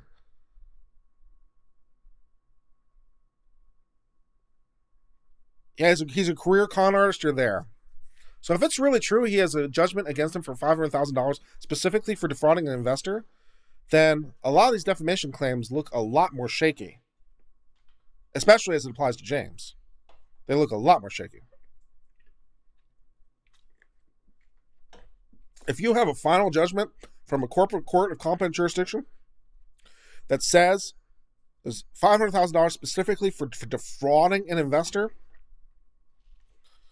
that goes a long way to killing a lot of this defamation stuff, man. Goes a long way.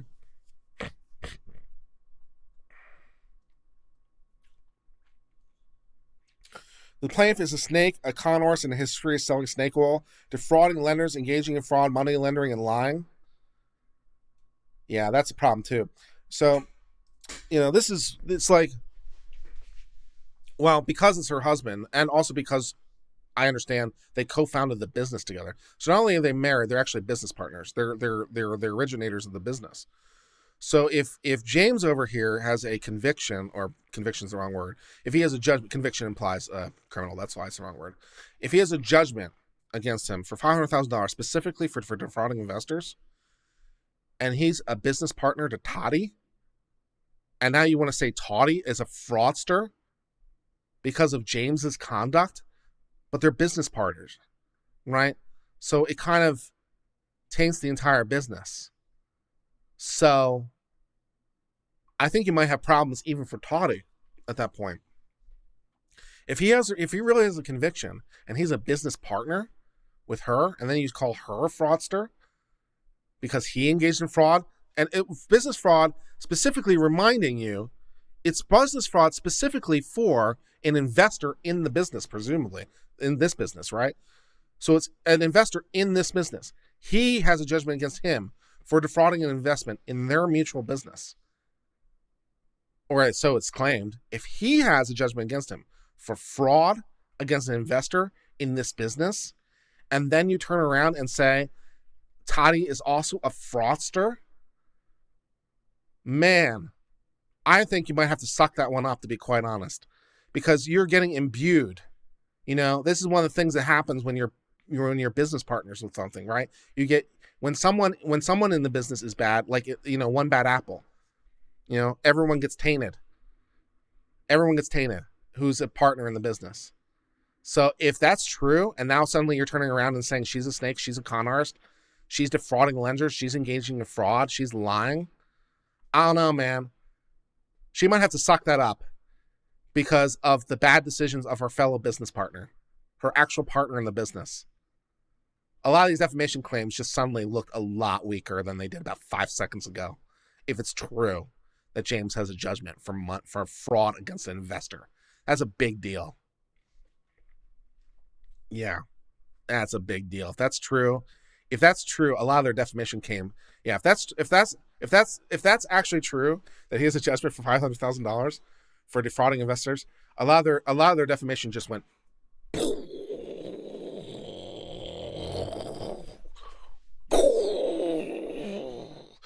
It's gone. It's gone. It's gone. Yeah. Yeah. That's true. They've got a problem, especially, again, let me remind you, because, again, actual malice, because they're public figures, because of the channel. So if her actual business partner has actually had a judgment for $500,000 for defrauding an investor, oh my God, and they have to get past actual malice with all that? Oh my God. I think their defamation case just died. It was looking so promising 5 seconds ago. I think their defamation case just died. I think it's over. Well, that was fast. You know? I was being pretty even-handed up until that point. I'm like, oh no. I think it's over. It's not looking good. It's not looking good. If that's true, they have a problem. That's a problem. Woo!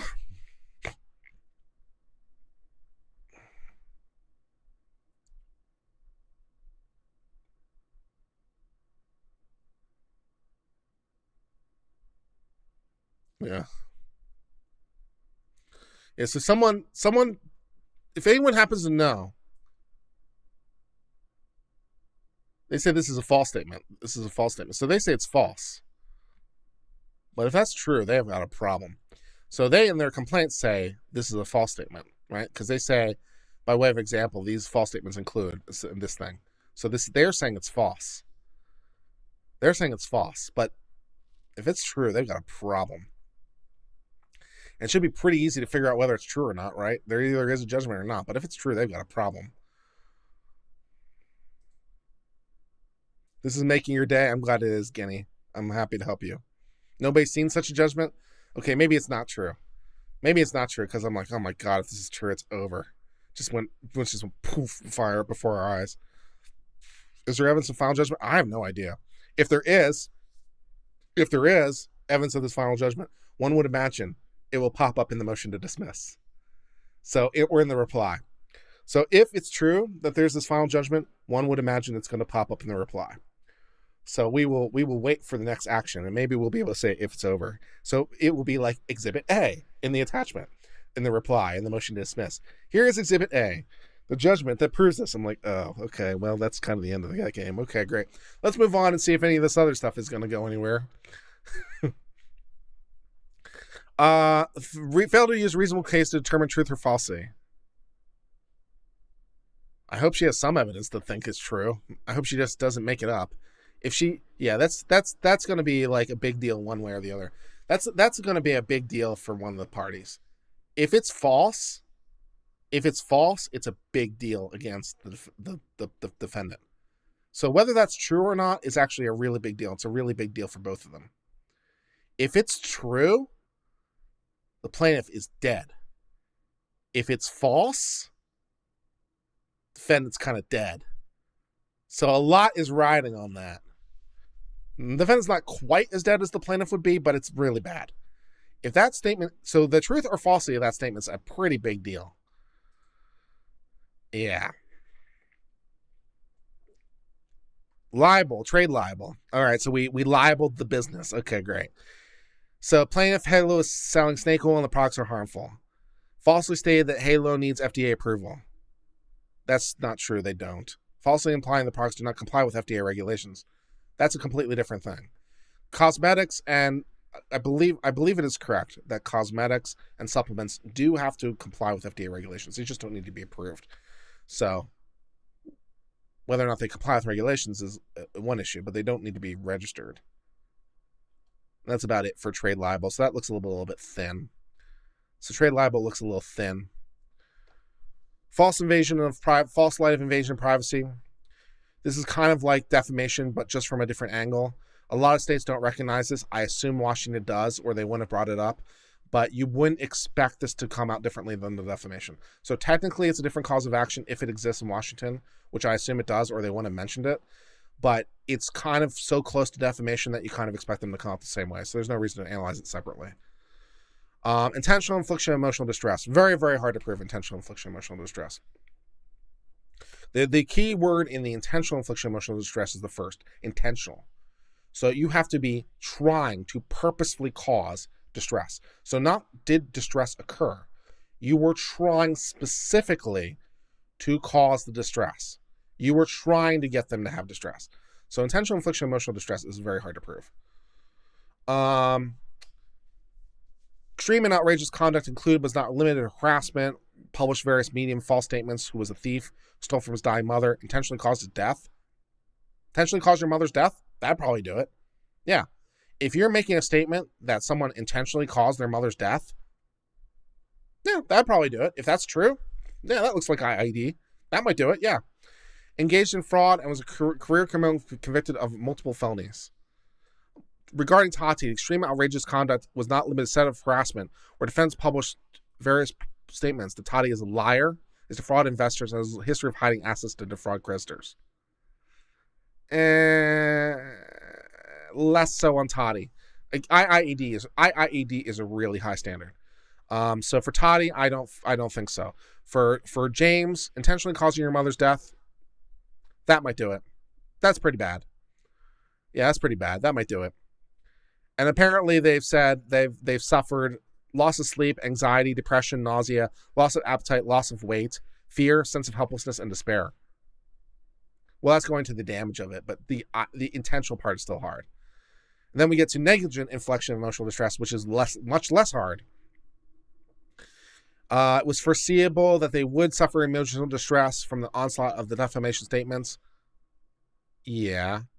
Negligent conduct included publishing on various statements, was a thief who stole from his dying mother, engaged in fraud, and was a career criminal. Okay. Various mediums on false statements. That he's a liar, defraud investors in history. You still have to get to negligence. So this is going to be a little bit going to track with the defamation, especially on the non-public figure stuff. You still have to but if you can get to, you might be able to get there. So you're plausible. You're plausible. I could see the surviving a motion dismissed for the negligence. Washington Consumer Protection Act. Unfair or deceptive practices in trade or commerce. No,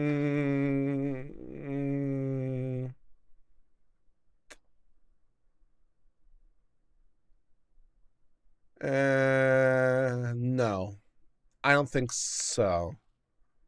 This isn't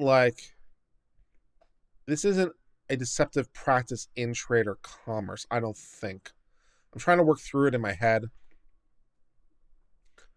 I don't think this complaint works, and it's very thin. It's only it's half a paragraph. So yeah, I don't think seventh cause survives. Eighth cause, civil harassment. Knowingly and willfully engaged in a course of conduct. Well, they did publish 40 different videos, so maybe. Pattern of civil harassment target Toddy and James in violation of law. Maybe. Willful conduct directed at Toddy is such that a reasonable person suffer emotional distress. Why are they bringing up emotional distress, though? We already dealt with that. I don't like bringing it up again because it confuses the issue. We're not dealing with negligent infliction of emotional distress right now. We're dealing with the harassment. So I don't like bringing up the emotional distress angle again. Possible. So therefore, we are asking for the following things: judgment against the defendants in a sum to be proven at trial, recovery of attorney's fees, preliminary and permanent injunctive relief, interest in the amount of 12%, treble damages. So we're trying to get 3 times damages. Is that for the consumer protection? Because that's 1986-09. Is that for the deceptive practices?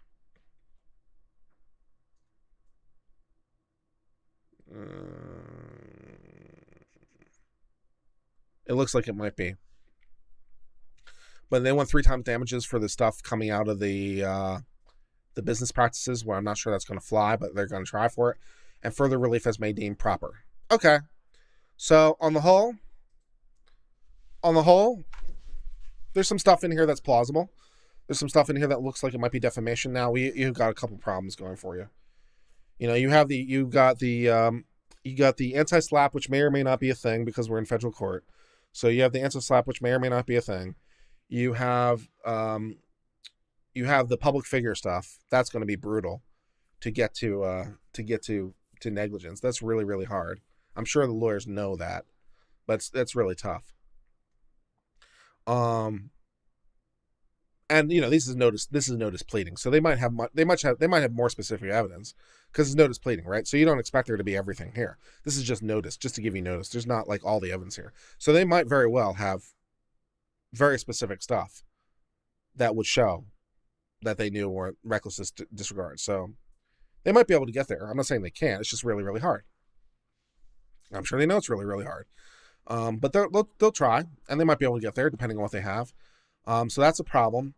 Then, if it's true there's a final judgment against James, though, the defamation disappears. Everything disappears. If that is true, everything disappears. The defamation disappears. Defamation per se disappears. IED disappears. The negligent infliction of emotional distress disappears because we might have been doing a lot of things, but we were relaying true things. So you don't get to have your feelings protected against the truth. So if you're feeling really bad because of the truth, that is not IED, nor is it any ID. If it's true, you kind of have to suck it up, if negative or otherwise, So if it's true, yeah, that disappears. I'm surprised they didn't give a specific claim for tortious interference. I was expecting to see one. There's not a claim specifically for tortious interference. That's surprising, because they teed it up and they didn't allege it. That's really weird. I'm not sure why, but they did. The business stuff disappears. Yeah, so if that statement is true about the judgment for $500,000 against James for defrauding an investor, if that's true, I think this lawsuit goes poof. Yeah. If it's not true, a lot of this stuff is looking okay. If it is true, the lawsuit goes poof. If it's not true, then a lot of the stuff looks a lot more promising. So yeah, that's what I think right now. Yeah. So I hope you enjoyed that. For the 185 of you who are currently watching, I'll do a couple. I'll do some Q&A for a while. I'm gonna scroll back a little bit and try to do some of the old. I'll just scroll back a little bit and try to do some of the older questions, and then I'll do this in order, as I typically do. So before you yell at me that I'm not answering your questions, I'm going back in time and trying to answer the questions that came before. I'll get to you eventually. Okay, we'll get there. So how far back can I go in the chat? Pretty far. Let me pop this out and do a separate window. Pop out. It pops out a separate window. See if that helps with keeping it a little bit there. So let's see what's going on here. There's no judgment you could find. Yeah, that might be true.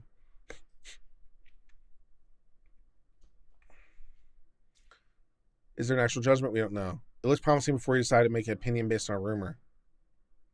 Well, I was pretty clear in saying if it's true, then this would be true. I'm like, I think I was pretty, yeah, because Stella Dora says, it was looking promising before you decided to make an opinion based on a rumor. And then I think I was pretty clear in that exercise. I'm like, if this is true, this would be true. Right? I didn't say it was true. I didn't assume it was true. I was just like, if it's true, they have a real problem. So like, assuming it to be true, this would be a problem, right? So I'm making an opinion based on like, if that's true, it's a really big issue.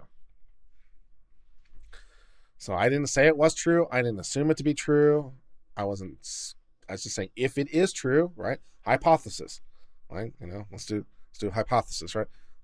Or suppose. We'll do we were doing a Socratic exercise, right? We're doing a Socratic exercise. Suppose this is true. What then follows, right? So yeah. So I thought I was pretty clear about that. Without any crystal ball says, except of course you admitted you don't know if he has a judgment. I don't know. Yeah, I don't know. If it is true, they have a problem. If it's not true, then the defendant has a problem. Yeah. Awkward occurrence said she made a specific claim of fraud, so there must be some truth behind it. One would hope there is. If you're going to make a claim that specific, one would hope you have something behind it. A lot of claims WOACB has made have proven to be false. Could be true. Jenny says someone is vile. Yeah, that might be true. Kitty circles and sources appear to be untruthful and untrustworthy time and time again. Fair enough. And again, this is exactly why I'm not biased, right? I don't know any of these things. I don't know the history between these people. I know nothing about these channels. I know nothing about their reputations, right? I'm coming into this blind. I'm basing it based on this complaint. Right. And because I don't have the response yet, we'll cover the response when I get it. Right. Before yesterday night, because I think Nate called me yesterday night and said, I think I have something for you. And then I was on a plane all day getting back home. And then I spent an hour highlighting this so that I could do it with you. And then I shared it with you. Right. This is what I typically do. So it's like, I don't have anything for or against any of these people. I don't know them.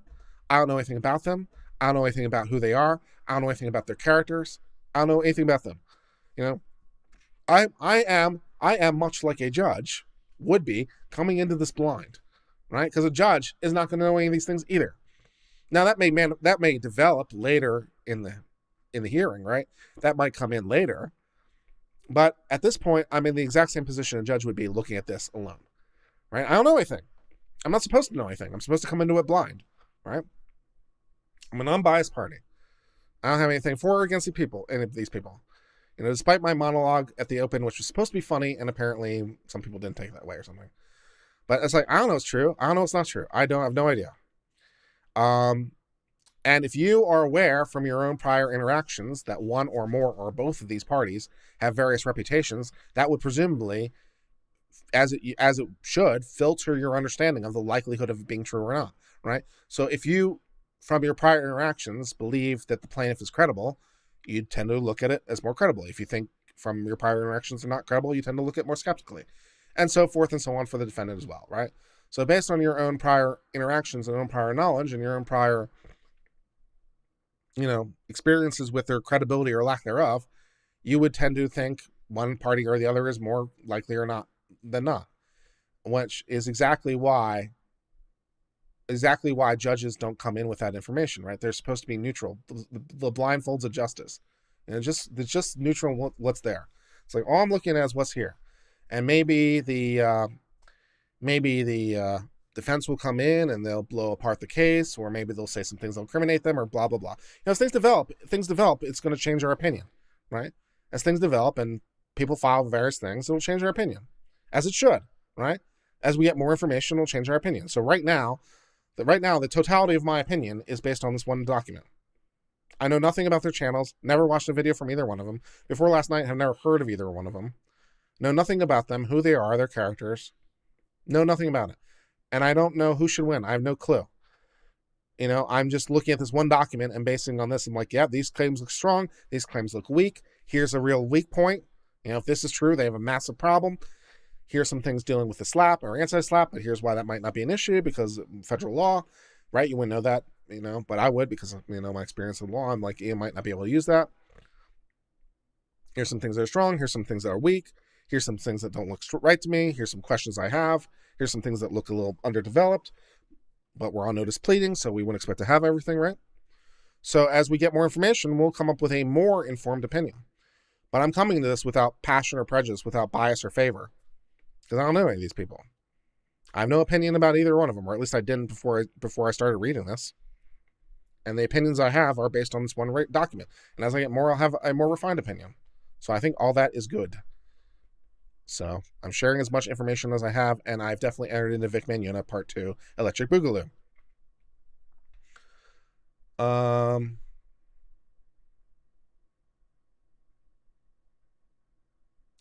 What if someone has the same name as the judgment? Well, that would definitely help a lot with them having a good faith belief. If it's the same name, that would help a lot with having good faith belief. That'd be nice. I'm not willing to do any research to find out whether it's true or not. I might well do research. I just didn't do any research before reading this because I'm coming into it blind. I'm looking at nor would a judge do independent research for that matter. A judge doesn't do independent research. What are you talking about? Judges don't do independent research. They base things on, they do independent research as to law. They'll do research on law. So if they have legal questions, they'll do independent research. They'll do independent research on the law. But they won't do independent research as to facts. They won't do underlying research as to parties. Judges don't do independent research as to facts. That's not how it works. The parties come forward with their arguments, they come forward with their facts, and you listen to the facts and you judge their credibility and you go from there. So I at least on my own channel, when I do things, I tend to treat myself like I'm a judge. I didn't do research in advance because a judge wouldn't. A judge doesn't do independent fact research. They just look at the complaints and be like, well, here's what looks right. Here's what looks wrong. Here's my knowledge of the law. Here's what I think, right? As more things come in, because, we're just right now on the plaintiff's pleading. All we have is the plaintiff's pleading. We're nowhere near the end of the complaint or the end of the story. Next thing up is probably the motion to dismiss. Or unless they want to file an answer. So it's either a motion to dismiss or answer. One would expect motion to dismiss. And then we'll read that, and we'll assess that, and we'll have a revised opinion, based on more, like a judge would. But yeah, I haven't done independent research because a judge wouldn't do independent research. They don't do that. They do independent research on law, not on facts. So if there's a judgment out there from someone, then hopefully one of the parties will bring it to my attention, and then I'll be able to judge it, right? But yeah, I don't typically do independent research on these kind of things.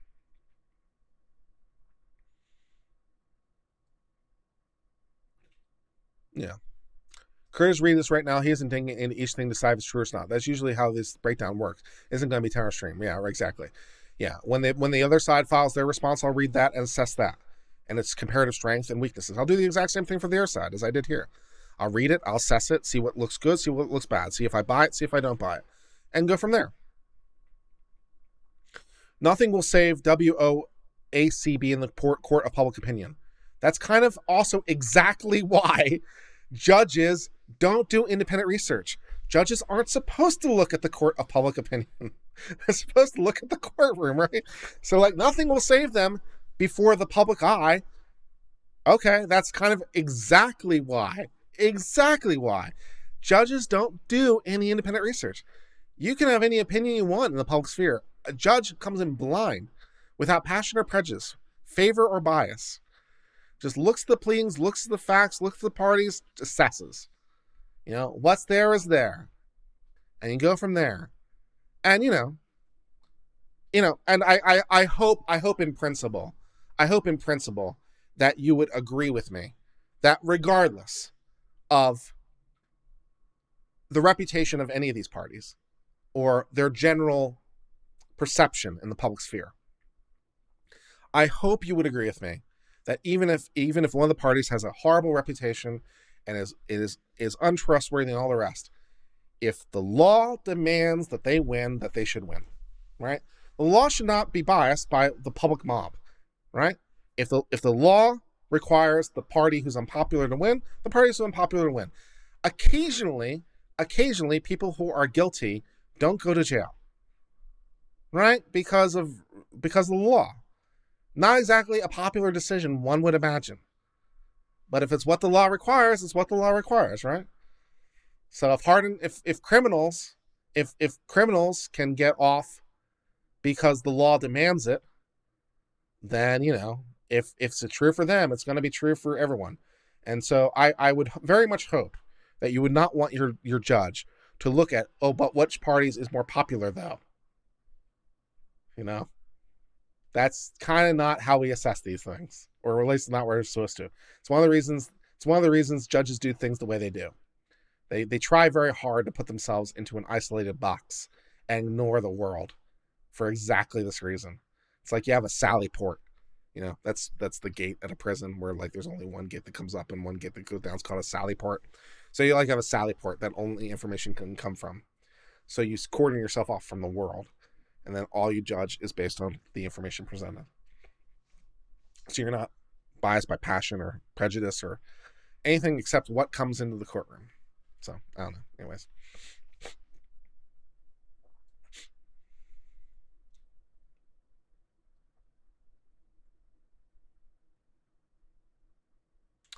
See how it just glosses over the fact that KJA said James is a murderer? Oh, I missed it. I mean, when I was prepping, it wasn't intentional. When I was prepping, when I'm prepping, I kind of look for the parts that are most interesting. If there was a claim about a murder, it wasn't intending to miss it. So I'm happy to go look for it. And if I missed something, does anyone happen to know where the claim about the murderer was? I didn't see it. I'm having trouble finding it. Oh wait, search maybe? No.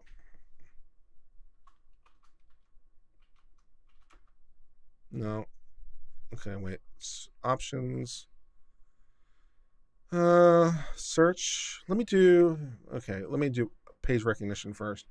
OCR the pages. Do page recognition because maybe it's not indexed. And I'll see if I can find this thing dealing with the murderer because I wasn't trying to ignore it. When I'm prepping documents, I have to make decisions about what to read and what not to read just in the interest of time. So I try to find things that look interesting. It's not an attempt to be biased. It's just an attempt to, and if I miss something and you want me to talk about something specific, I'm happy to. If I missed something like that, it was just because I missed it when I was reading it or skimming it. So I'm happy to go back. Give me a second. We'll see if we can find the exact thing with the murderer so that I can make sure to mention it.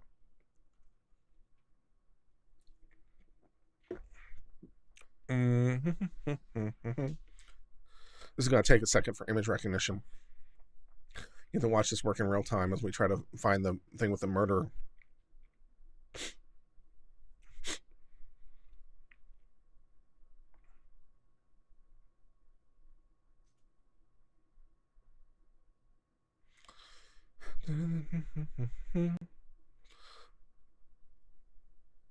Oh, yeah, James is a murderer. I didn't gloss over it. I did mention it. I didn't gloss over it. I mentioned it. I highlighted it. I remember discussing it now. Yeah, I did mention it. I even said that it was a big deal for IID. I made a point of it. Yeah, what are you talking about? I didn't miss it. I didn't ignore it. I mentioned it. In fact, I spent some time talking about it. I made point of mentioning it was a big deal. Yeah, it was in the IID thing. I remember now. Yeah, it was in the IID thing. And I mentioned it in the IID thing. Yeah, when it was in the fifth cause of action. I mentioned it. I discussed it. I highlighted and I talked about it. What are you talking about? Of course I mentioned it. Where I said, upon information belief, James was not limited to this stuff, and then said intentionally caused the mother's death. I spent some time talking about that being a very serious claim. I was like, yeah, that's the kind of thing IIED is built for. That's an IIED issue. Yeah, that's the kind of thing that IIED would trigger. I read it. I mentioned it. I said, yep, that's the kind of thing IIED would do. I said intentional infliction of emotional distress. Intentional infliction of emotional distress is really, really hard to prove. And I'm like, normally, because it requires something really outrageous. And then I said, intentionally cause your mother's death. That'd do it. That'd trigger it. I didn't skip it. I mentioned it, and I said it was a big deal. So what are you accusing me of exactly? I mentioned it. I discussed it. I said it was important. I said intentional infliction of emotional distress is hard. This is the kind of thing intentional infliction of emotional distress is built for. What bias do you think I have exactly here? I don't understand.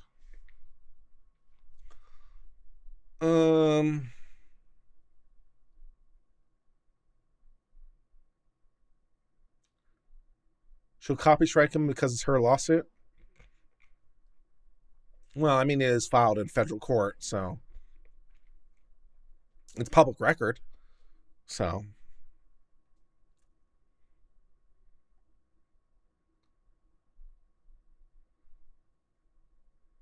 where was I? Give me a second.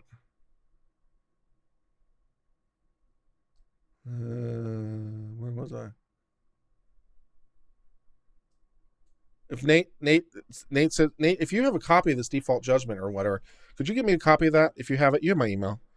Would you be so kind as to forward me a copy of that, and we'll pull it up on stream? If you actually have a copy of the judgment that they're referring to, would you be so kind as to pull that up? Would you be so kind as to send me an email and we can discuss that? Because that would be interesting. Where were we?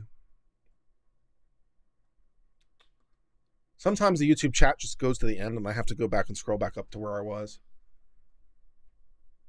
Why don't you find out if there's a judgment before laughing at how this case has disappeared? I was pretty freaking clear that if it were true, it would disappear. Because it's a big deal, right? I made a pretty strong point of saying if many, many times. And one of the reasons I didn't look is because that's not normally how judges do things. But because you guys are so interested in it, if Nathan Lawyer can get me a copy of it, I'll break my rule for you. And that's the reason I didn't look, because that's not how judges operate. I'm not sucking up to KJ. I have no idea who she is and whatever.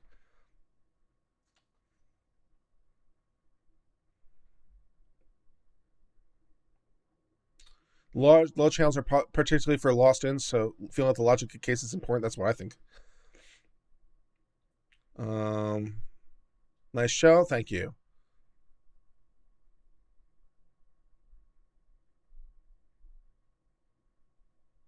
How would the defendant deleting all the videos and Twitter's tweets affect the case?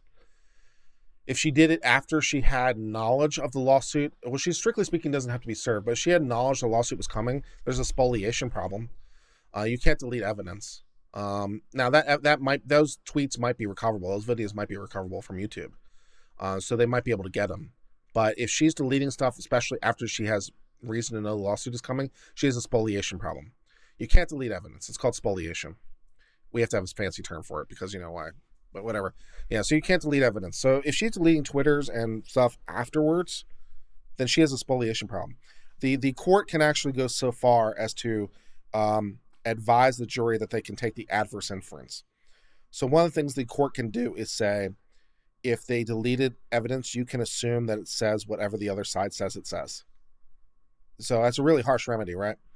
So you can say, so the plaintiff says the tweet said this. The defendant deleted it, right? So the plaintiff says the tweet said this. Defendant deleted it. And so one of the things the court can do is say the jury can assume the plaintiff is correct. So it's called an adverse inference. And obviously that's really huge because anything the plaintiff says suddenly becomes true. But yeah, it's spoliation, it's a problem, and it can lead to adverse inferences and kill your case. So yeah, if you delete evidence knowing a lawsuit's coming, the court can say, okay, whatever the other side says is true is now true. Congratulations. You done played yourself. It's civil law, not criminal law. So, the standards are different. Where were we? Got where the defense shared quite a bit of info on Nate the lawyer during the latest live. Okay, fair enough. Let's see, where were we? Nate is one of her good friends. Yeah, fair enough. Nate's one of my good friends, but I don't know anything beyond that. And also, Nate didn't tell me what to say. So Nate sent me a copy of the opinion, but he didn't say, here's my opinion on it. He just said it might be interesting for you to cover. He didn't say what I should say one way or the other. So Nate didn't bias me. He just sent me the copy of the document. I'm like, okay, I'll cover it. It's interesting. So, Nate didn't say, well, here's what I think. Let's see, where are we? By the end of this will be like Yas Queen. That's funny. Yeah, Steven says, you presume that someone's opinion is against yours. They must be wrong or biased. That's a bit annoying, but we do what we can. I thought the monologue was funny. I had this whole thing coming in about really chewing this monologue, really chewing the scenery. I cut it back, but it was meant to be funny, inject a little personality in it, and it wasn't meant to be taken super seriously. Let's see, where were we? Lysergic Squid became a supporter. Thank you. If you allege fraud in federal court, what do you need to plead and allege in order to avoid dismissal? Yeah, you have a heightened pleading standard. So you have to, if you allege fraud specifically, you have to allege it with particularity. So you have to say the exact details. So you have to say who said what to whom, when happened, when. You have to spell it out pretty extreme. So you'd say it depends on what the fraud is, but this person did this thing, they did this thing. You'd have to lay out all the evidence. You have to lay out the case basically. So you have to lay out without specific pleading.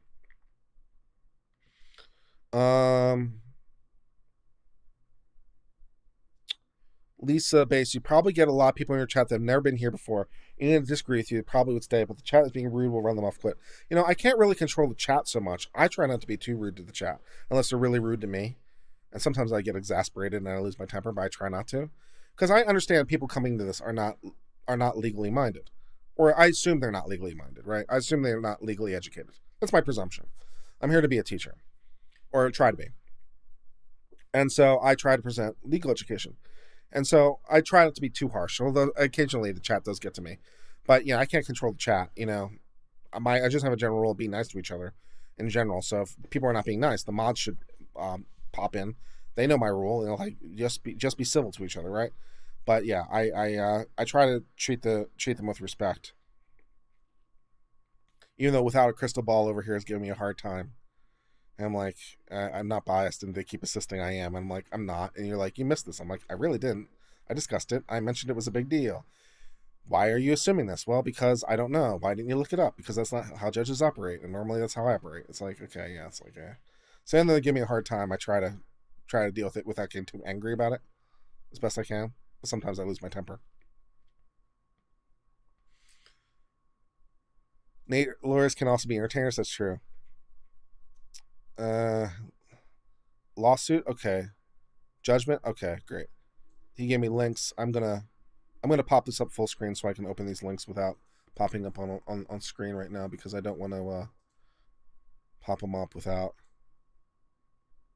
looking it up. Judges don't usually do infinite. See Judge Sullivan, that's fair. And judges aren't supposed to. When they do, we get salty at it. Yeah. All right, I'm gonna continue reading. Yes? No? Oh, come on. Don't make me sign up for an account just to read it. Nate, I can't get to the ruling without signing up for a free account. Do you happen to have the PDF or something? Yes, you do. You sent it to me. Thank you, Nate. Sort of.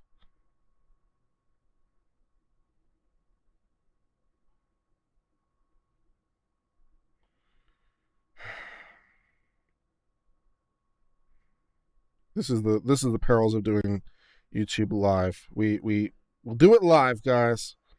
This is the peril of doing things live. Thanks, Nate. I'm looking at it right now. I need to text it to myself. Hold on. So I can pull it up on my computer.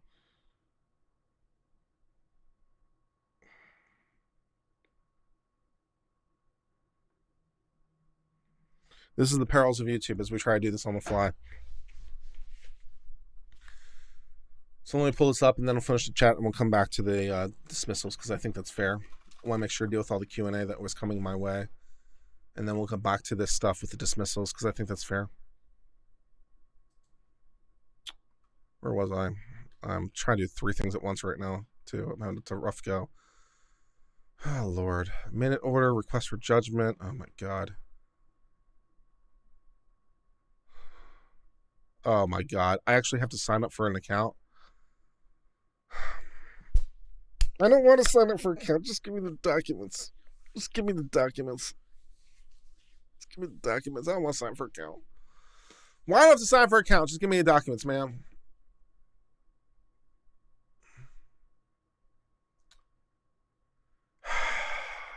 Deep breaths, Kurt. Deep breaths.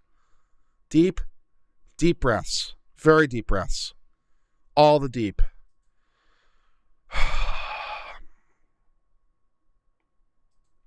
I have to sign up for an account to get these documents, don't I? Oh, my God.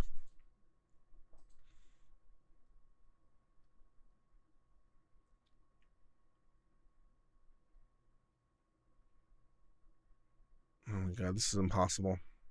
I don't know we're going to be able to do it tonight. I don't know we're going to be able to do it because I can't get the documents. I can't do it. Where was I? Chat is a place for chat. Maybe if you don't like stay home, but I'm sure the creator will be happy to gain reviews. Yeah, I don't mind views, and I don't mind the education. I assume a lot of people here are not legally minded, and that's why I'm trying to share my thoughts on the law and how various things will interpret. I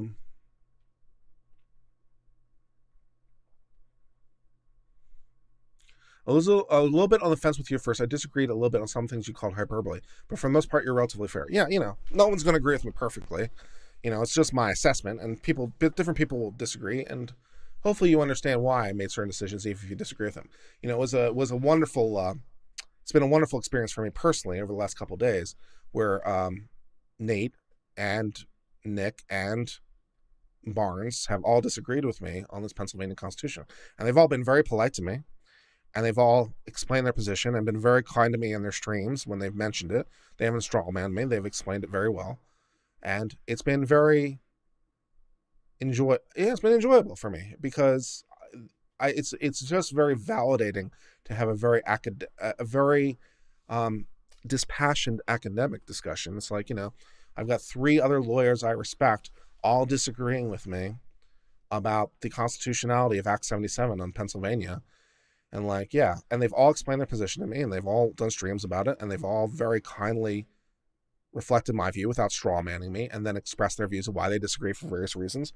And their analysis makes sense. And they've even said my analysis makes sense. They just happen to disagree with it. And I disagree with their analysis, even though I happen to understand it. And so, we can have disagreements without it being personal. Courts don't always agree with each other either. Supreme Courts occasionally disagree with each other. So it's fine. When a lawyer is discussing a case, the entire community has a run-in with one of the parties. They aren't allowed here. Oh no, you can absolutely come here. I don't mind. I don't mind you coming here if you have run-ins with the parties. If you have strong opinions, that's fine. I don't mind you having strong opinions about the parties. I just don't think you should expect me to have one. I welcome everyone here. This is a legal education channel. I'm here to explain my views on law. I don't mind you having experiences or strong opinions. I just would only ask that you try to, listen to someone who has some professional expertise and is trying to be neutral, because I don't know anything about these people. But everyone's welcome here, whether they're in favor of the plaintiff or favor of the defendant, or neither or both or whatever. I don't mind people who are passionate. Just don't expect me to be passionate. I'm trying to be neutral, because that's why I'm trying to be fair. As you would hope a judge would be. I would hope, Uh, then what to say this case is least or worse? Disappointing you didn't read the entire comment. Which entire comment, extremist? I'm in 3 different places. You got to give me a break. I don't want to cause you heat, you know where, but yes, please warn him of the strike potential because you know, well, you know. Is that the one he wanted? Or should be interesting to know? Or I agree, it'd be very interesting to hear more, though. I believe Kurt is new to all the parties, and I take him as word. Yeah, that's what I was trying to say. Or what else did you think I missed? I'm not trying to disrespect anyone. My attention's in 3 different places. I'm trying to load up things for this dismissal thing. I'm trying to deal with the chat. I'm trying to watch my instant messages for people trying to help me. I'm just trying to, man, give me a break. I'm doing the best I can.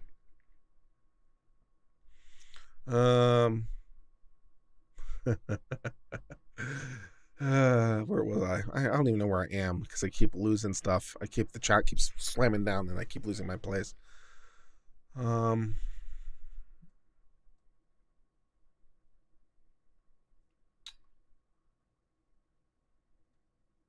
Yeah. I can only find statements. It was a default judgment. Yeah, that's what it looks like, at least on the things. Nate's working for Krusty. That makes sense. Yeah, I don't know. Clearly, this case is biased because he went in blind and didn't have the same analysis as some other YouTuber.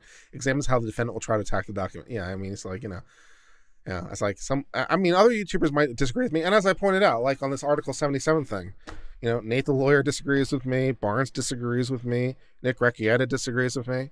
And these are people I respect. I respect all 3 of them. I got 3 other lawyers telling me I'm wrong. And this, judges don't always agree with each other either. So I don't mind if some other YouTuber disagrees with me. I hope at least they're trying to be fair. And if they come out for reasons, if they come out differently on various things, then, that's okay. As long as they're trying to be fair and honest. And if they come out with different assessments for different reasons, that's fine. It's, we can have legitimate disagreements of opinions. It's okay. Judges don't always agree with each other,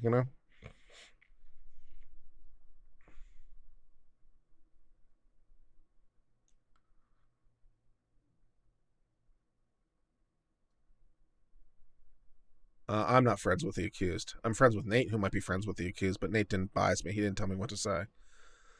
He just said, here's an interesting thing you might want to look at. He didn't tell me what to say. He didn't tell me what opinion to have. He didn't say anything other than, this looks interesting. You might want to cover it. I'm like, okay, I'll take a look at it. I don't even know if he agrees with everything I said. I doubt it because we disagree sometimes. Where was I? I picked a big one after coming home. I sure did.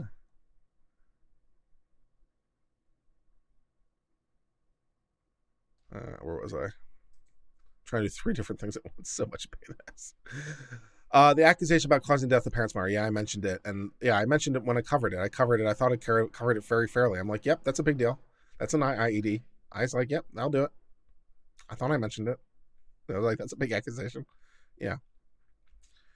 The problem is though that, like, if the defamation stuff disappears, I don't think that's going to be enough to carry the day. I mean, technically speaking, it does, but it's one of those things, and Nate has mentioned this too, and even Robert Barnes has mentioned this too.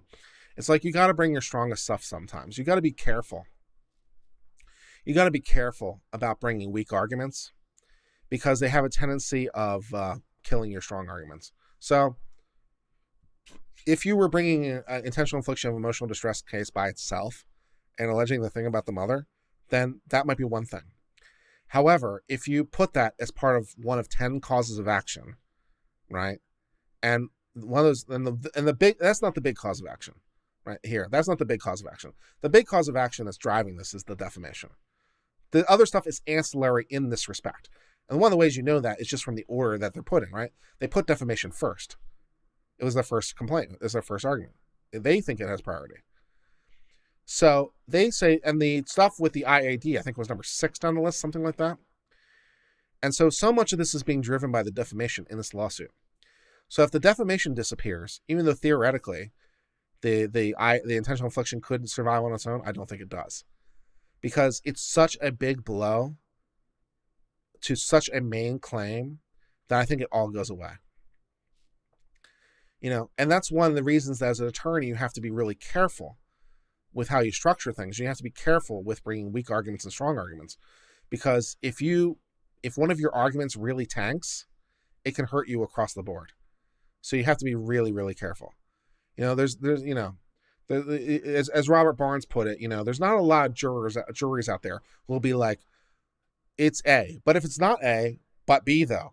But even if it's not B, how about C? And not C, how about D? Most as a lawyer understands that. A lawyer understands that. Juries not so much. It's like you lost your credibility somewhere around, if not A, how about B? It's right. So so you got to be careful when you do stuff like that. So yeah, if the defamation tanks, I think even though the IAD could theoretically stand on its own, it's its own lawsuit, I think the whole thing tanks because it's such a big blow. But that's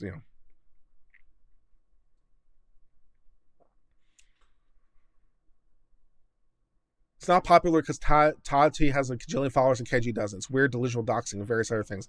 KG has caused her to be unpopular. Fair enough. Does it strike you as weird there's no denial of the claims about one of the plaintiffs having judgment against them? They kind of denied it. They said that was false, sort of. They did it obliquely, but... Defendant was sued for defamation weeks before starting the covering plaintiff because she repeatedly published a former target was a murderer. Will those patterns factor in? Not directly, no, but they could definitely come up along the way. So it would be a factor. It would be a factor as part of it could come up, for example, if you ever get that far for testimony. So it could come up that way. So it could come up. It wouldn't come up directly, but it could definitely be a thing down the road. And it could even be factored in by the judge to some degree as they're assessing things, but especially if there's some final resolution on that. So if there's a judgment there, that could definitely be a problem. That's why the sequester jury is right. You're going to ease these people. Critical thinking can't be tolerated. Apparently not, no. Tati will win this case. Tati has some pretty decent arguments. She has some pretty decent arguments. I'm really surprised she didn't bring a tortious interference claim, though. That's really odd.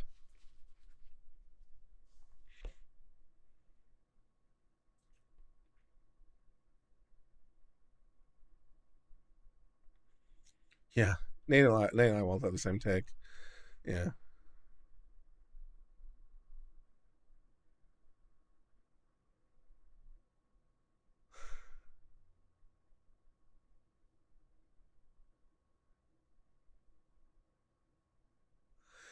You're very excited about a rumor judgment and hardly spending time on that because I haven't spent any time on it because I'm trying to deal with the chat, right? I can only do one thing at a time.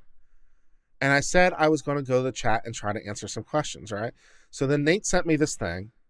I wasn't able to immediately get it because it's behind a paywall or a registration wall, right? So at that point, I had one of two options, right? So here's what happened to Stella Dora.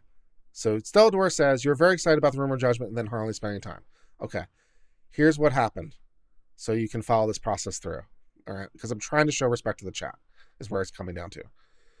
But I said when I finished my stream, right? When I said I finished my stream, I said what I'm going to do is I'm going to go back to the top and I'm going to answer the questions along the way, right? Because that, go back and answer them through. Then as part of that, someone said, hey, I found the judgment. I'm like, okay, send it to me. Then Nate sent me a link. I got a copy of the lawsuit, fine. I got that, but I couldn't get a copy of the actual judgment, right? Because it's behind a registration wall.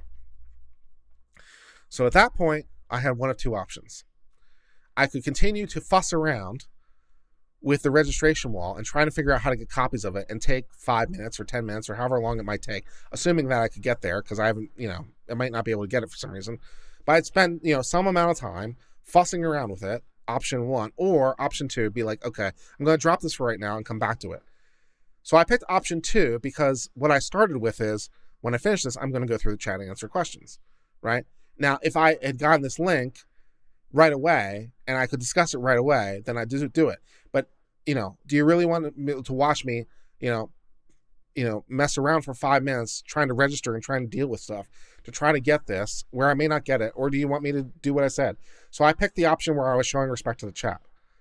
So I'm still excited about it. It's just I wasn't able to get it. And I said, okay, should I spend time trying to figure this out and ignore the chat, or should I spend time answering questions?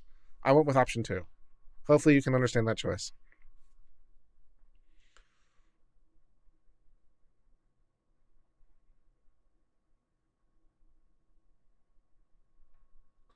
The beauty drama community, people just go apoplectic to mention something they disagree with. Yeah, I guess. Also, it's fair use, I'd like to point out. So first of all, it's filed in public records, so there's that. And second of all, it's all fair use. Because, lest I have to remind you, 17 U.S.C. 107, for fair use under federal law, one of the points of fair use is for critique and criticism, right? And so, does it have any effect on the market of the work? No, because their work doesn't have any market. It's a legal filing, so it has no market. So how can it infringe on the market? Because it doesn't exist. There is no market. It's a legal filing. Also, strictly speaking, it's not her copyright because it was written by her attorneys. So it would be her attorney's copyright, not hers. So she can't file a DMCA because it's not her work. It was written by her attorneys. It's her attorney's work. So she can't file a DMCA against me for reading her complaint because she didn't write it. It's not her work. She doesn't have copyright in it. The copyright would be for her lawyers.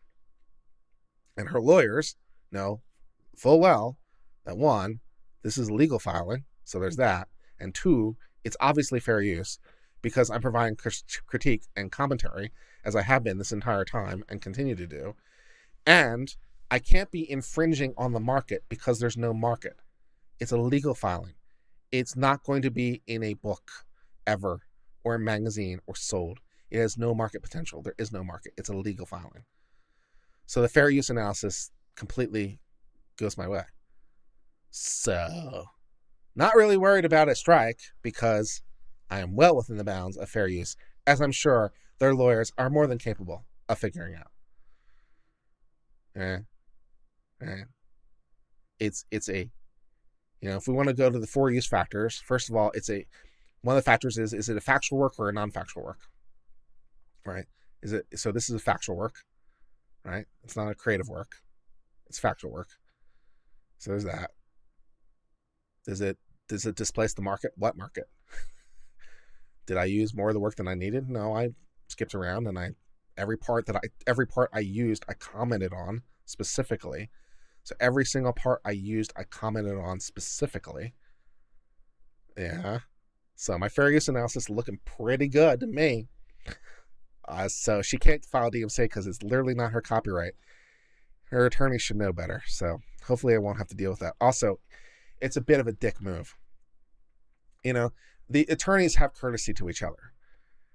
We don't really claim copyright in our works like that. We plagiarize the shit out of each other. We plagiarize the shit out of each other. Because if someone else said it and it worked, right? If someone else put it in a legal filing and it worked, well, it must be good. So we'll plagiarize the living shit out of it.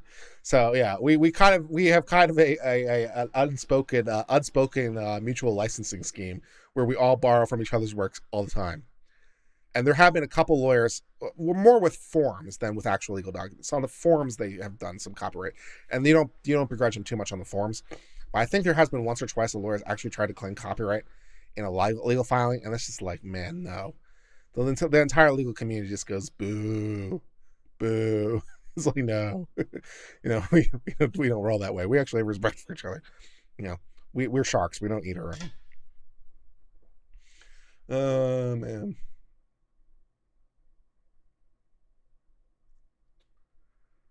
Where were we? Listening comprehension is probably, yeah. I addressed it, but I said it wasn't a big deal. You might be mistaking. With the context of the mother thing, yeah, it's a big deal. You might be mistaking me. You might have misheard me. With respect to, or maybe I misspoke, I guess it's possible. But in the context of IED, yeah, it's a big deal. It's a big deal in that case. So you might have misheard me. I don't think I said that. But it's a very big deal in that context.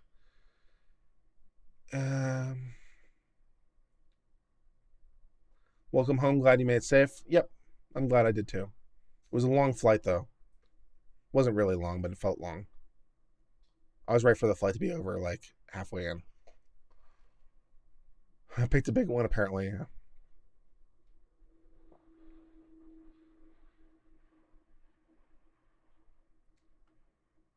Yeah, Leslie, don't be bothering. You're welcome here. You're absolutely welcome here.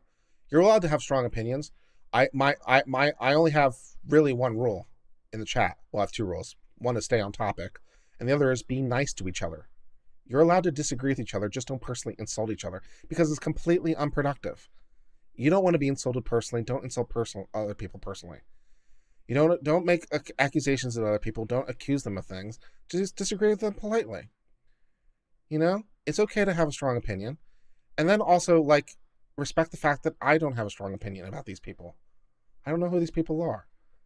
As may be amazing for you to learn, this may be shocking news. But I don't spend a lot of time on YouTube related to the beauty community. I know, given my incredibly sexy demeanor, that may seem impossible, but it's true. I really don't spend a lot of time in beauty YouTube land. So, I have no opinion about any of these people before I read any of this stuff. So, And my opinion right now is kind of soft, because I only have one document. We're not that far along, right? I'll have a much more informed opinion when I get the next thing, which is probably dismissal, maybe an answer. So as we get further along, I'll have a more informed opinion. But right now, this is what we got.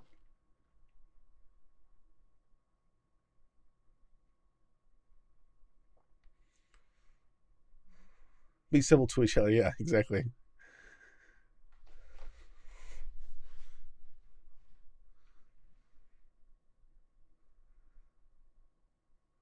Where were we?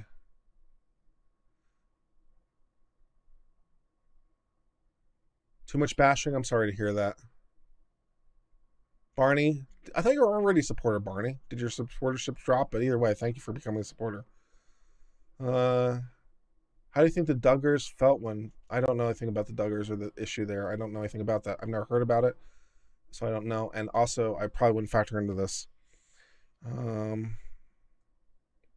I'm trying to have a hard time catching up with the chat. Oh, man, where in the hell am I? Monologue's funny. Judges are biased. Shall not steal, pretty simple. Judges are only as biased as being human beings are biased. And shall not steal is complicated. Things are always complicated. Things are very, very rarely simple.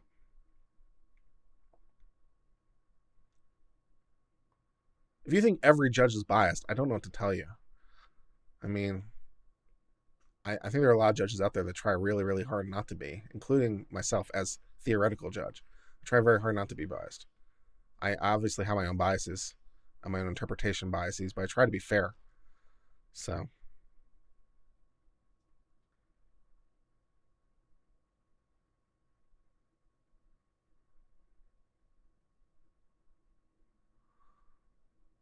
Yeah. Adam says he disagrees with me on the Pennsylvania Constitution and Act 77 along with everyone else, but he understands my position, how I got there. Yeah. It's like, I just want you to understand my theory or my logic, right? I try to approach this logically. I try to approach it from first principles. And, I try to lay it out very clearly. Here's what I think. Here's why I think this. Here's the logic of it. Here's how this flows, right? I don't try to hide the ball. I just explain it. And if you don't buy it, that's okay. Nate didn't buy it. Nick didn't buy it. Barnes didn't buy it. A lot of people didn't buy it. It's okay. You don't have to buy it. But I'm glad that you understand how I got to where I was. That the logic of it makes sense. That's somewhat encouraging. Thank you.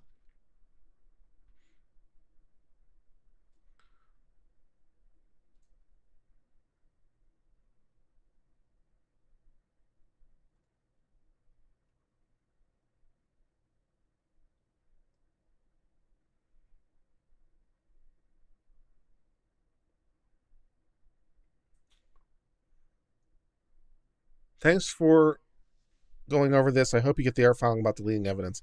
Continue to cover. Yeah, I mean, if there's actual things about deleting evidence, I mean, that will absolutely come up in the case. There will be motions on that for sure. Blue Book sucks, man. I just go with Posner. Just write it in a way that I can find it. Anything will be fine. Blue Book is such a pain in the ass.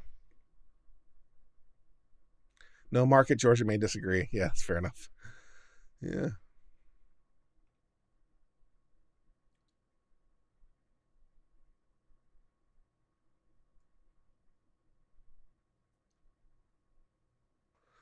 This is indeed live. Yes, it is. There's also number 3. Escape requires you to be in confinement. Yeah, I'm not having that discussion again. People, including lawyers, take them out. Yeah, miss you. Can I hire you to look in case? No, I'm not taking work right now. Don't think people are surprised the commenter didn't know the people involved, but one doesn't want to have in order to show bias. But doesn't know the people involved, but one doesn't have to in order to show bias, which, although thinking meld a bit from the start, is evident. Well, if I don't know any of the people, how can I be biased against them or for them? I mean, what would the nature of my bias be? But whatever.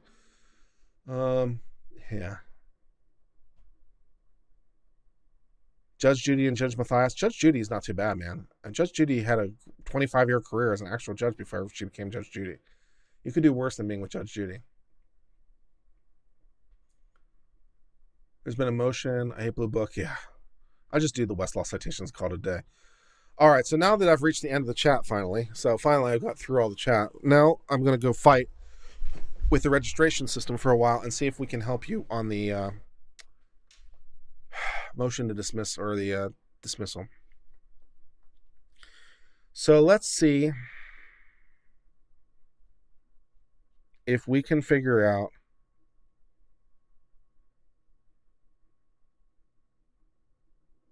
what the hell this is.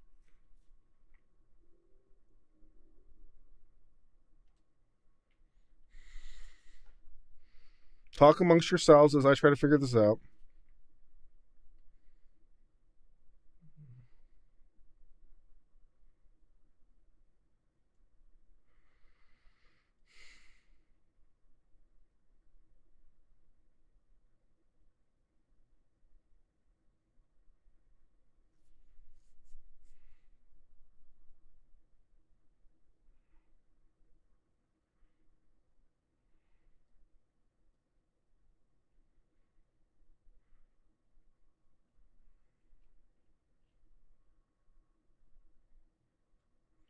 They said $500,000, right?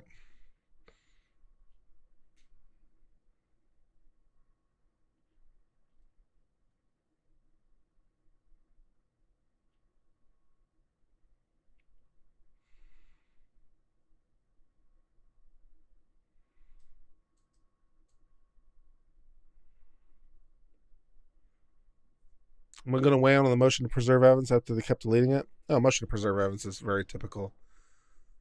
Yeah. So I'm not surprised it was filed, and I imagine the court will grant it. Yeah. A motion to preserve evidence is very, very typical. I'd imagine it'd be granted.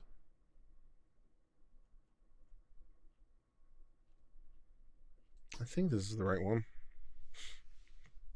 I'm trying to figure out if this is actually the one I'm looking for. That's the first thing I'm trying to figure out before I start hunting around for registration, because I have the lawsuit. I'm trying to figure out if this is actually what I'm looking for before I go dig around and try to deal with registration. James A. Westbrook, California resident.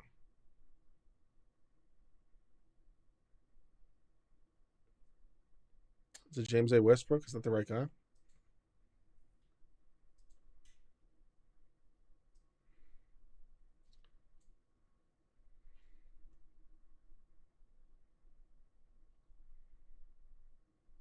Were they in California before they moved to Wisconsin or Washington?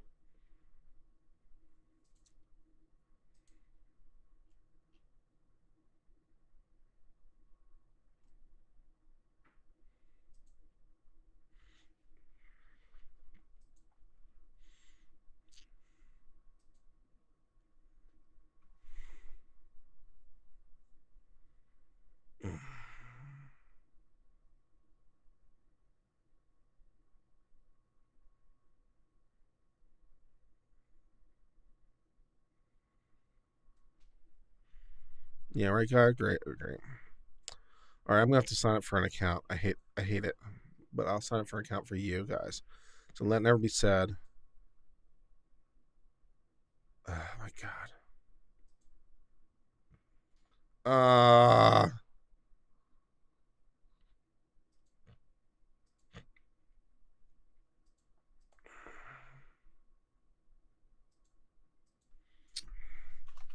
Let never be said. I don't go the distance for you guys as I try to figure this out.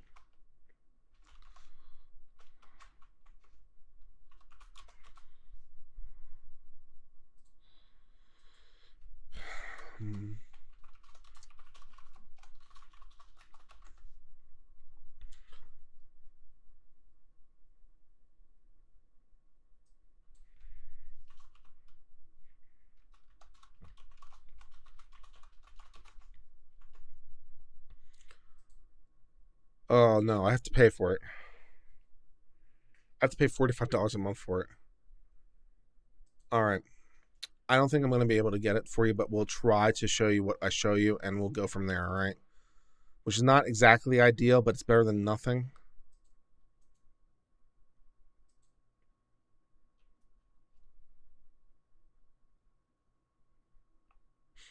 File date 2/19/16. Is that the same document? Yeah, same document. Okay. So we'll share what we have, and we'll go from there. It's better than nothing, and we'll go from there. All right, great. So I need to replace this, change this to this. Great. Okay, great. All right, so here's what we got. I think this is what we're looking for, and I think this tells us the answer we're looking for. So let's deal with this. Okay. So here's the lawsuit so we have the original complaint for this thing. We're not going to read the complaint, but we'll be able to get to where we need to be. So this was filed on 2/19/2016, and this is filed against, this is William Hawks versus James Westbrook as defendant, right? James A. Westbrook. And then he was in 2016, he was a California resident, right? So that's what we're looking for. So we got James Westbrook in 2016 as a citizen in California, February the 19th, 2016, in Los Angeles County. Now, what we do have is we have this page from Unicourt,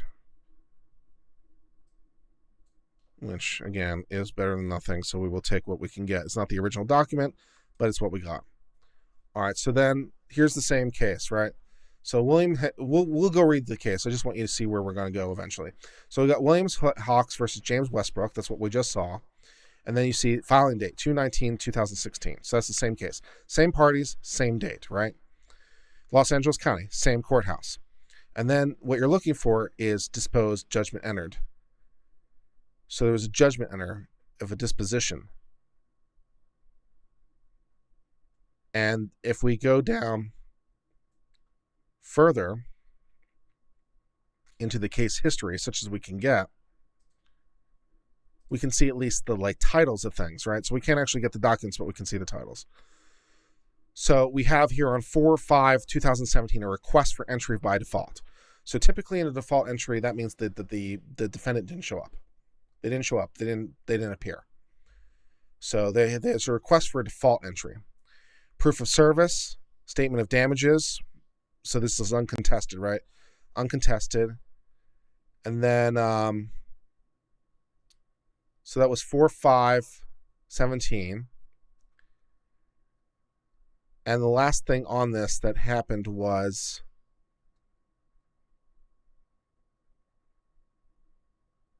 yeah. So 4/5/17, we had a request for judgment or request for default, request for entry of default, minute orders were basically like one-line orders.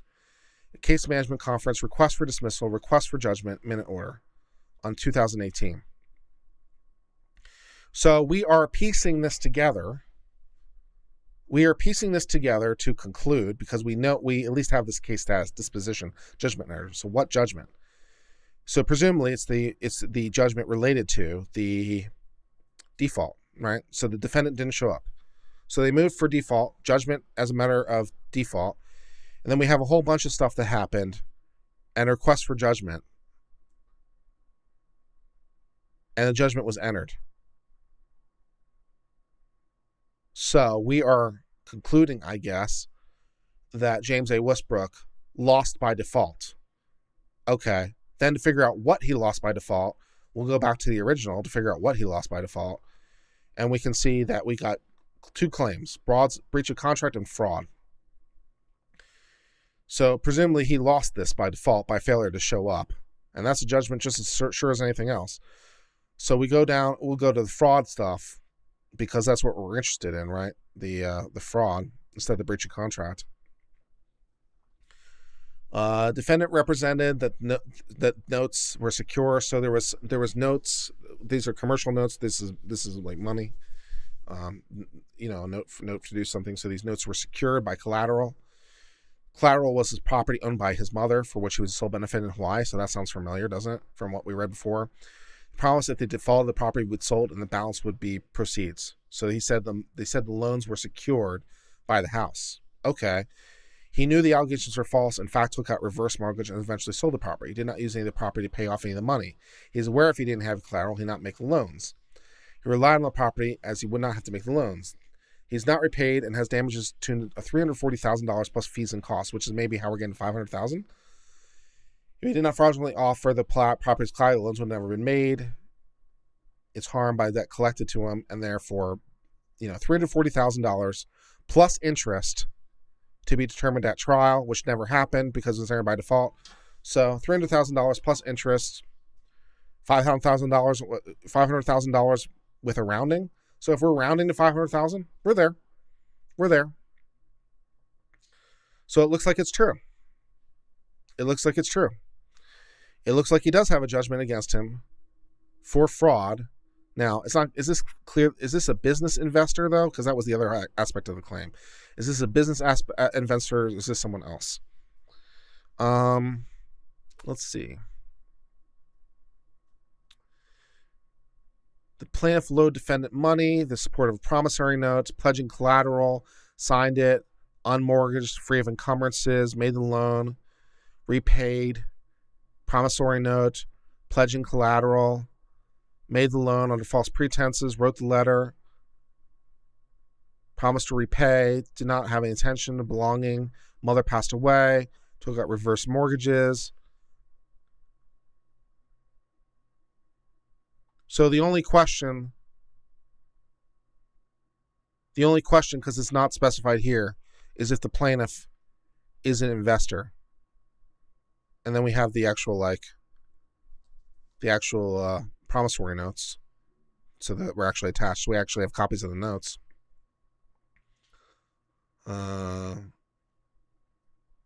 Copy of the note, copy of the note, copy of the note. Yeah, it is. It is an investor. Yeah. So this, to Williams. Yeah. So he is an investor. Yeah. Here it is as Exhibit C. It's attached as Exhibit C. This layer agreement is to normalize your understanding of her participation in more hits. So maybe it was a different business, but it's a business investor all the same. I wish to thank you for your $50,000 investment capital and your talents. In exchange for your participation, you receive 10%. Signed, James Westerbrook, accepted by William Hawks. So he is an investor. In a different business, but still, one that's there. So I think you're there. I think you're there. He's an investor, maybe in a different business, but by the same guy. And he committed fraud because he got a judgment against him because of default. So I think you're there. So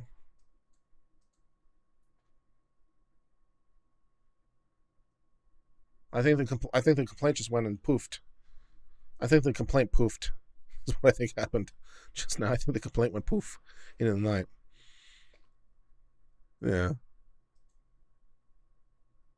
We'll obviously keep following it. We'll follow the responses, right? Because they may have something, or it may not be what it appears to be. So we'll definitely keep following it. But right now, it looks like the lawsuit just went poof.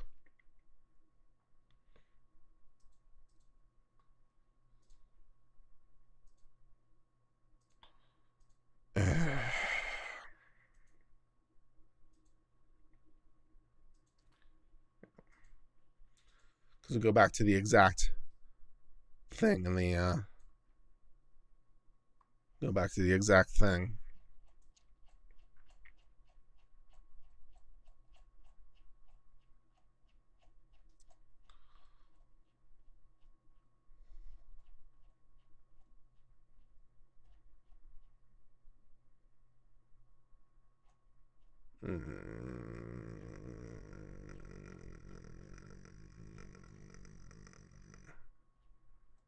Where is it?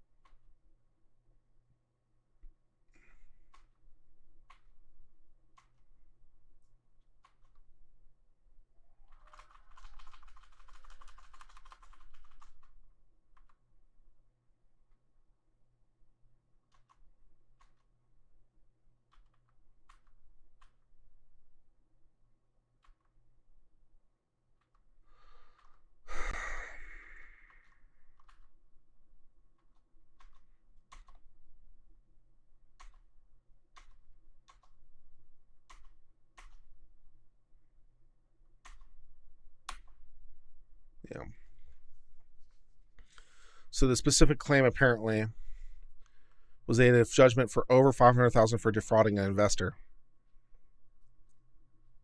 So it looks like it's true. It looks like it's true. So I think the lawsuit just went poof. I think the lawsuit just went poof. Yeah. That's bad. It's pretty bad. I think the lawsuit just went poof. I mean, we'll follow it. Obviously, we'll follow the response. We'll follow the motion to dismiss. We'll follow anything happens. But I think your odds-on favorite now. I think your odds-on favorite now has to be that the lawsuit just went poof. So, unless we're misreading something, because we don't actually have the actual judgment, right? So all we have is the complaint, or piecing together based on the record what we think that they're referring to. So we could be misreading that. So we could be misreading what they're referring to. We could be misreading the judgment because we don't actually have it. That would be nice, because we can't get access to it because we have to pay for it, which we're not going to do. But, pacing it together, it looks like it's true. So if it's true, I think the lawsuit just went poof. So hopefully you enjoyed that. Kurt stares at the screen and reads and figures out what he's trying to do portion of the stream. Hopefully you enjoyed the not talking portion of the stream. Check the admin rule in Discord. Okay, well, there's an affidavit deleted evidence. That's fine. I'm sure they'll get it. I'm sure they'll get whatever. My audio's off? Yeah, I got that. Admin. Yeah. Okay, great. Where were we?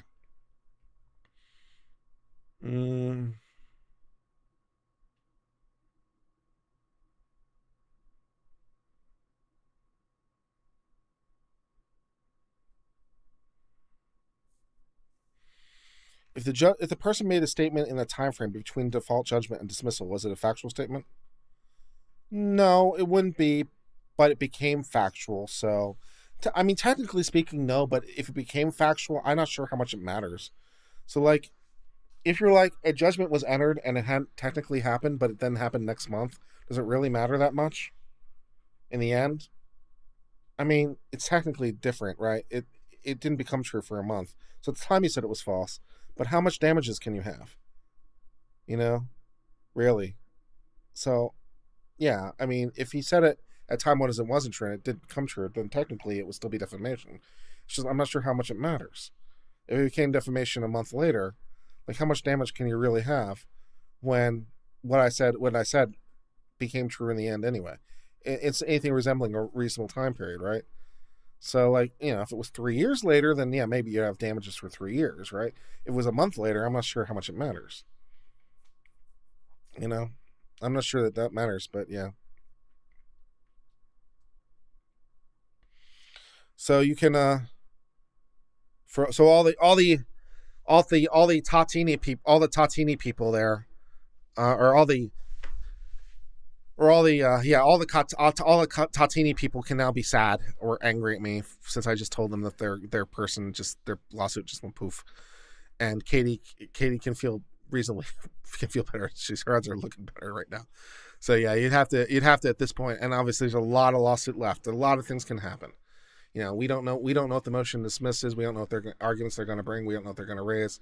But based on what we can determine right now, based on what we can see right now, you'd have to say the odds-on favorite are for the lawsuit to go poof. So that motion to dismiss is looking pretty good right about now. Yeah, it's looking pretty good right about now.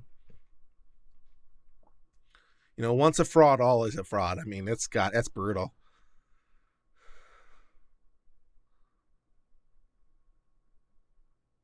Yeah. So if what we're reading is correct, if we're reading it correctly, if we're understanding what it's trying to tell us correctly, yeah, it's not looking real good.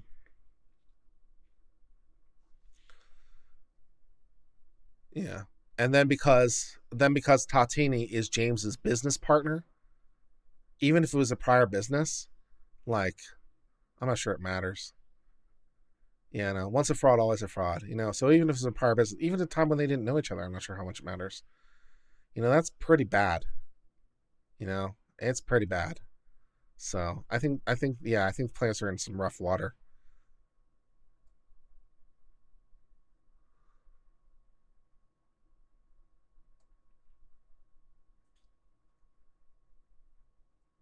How can the plaintiff overcome that? I don't know.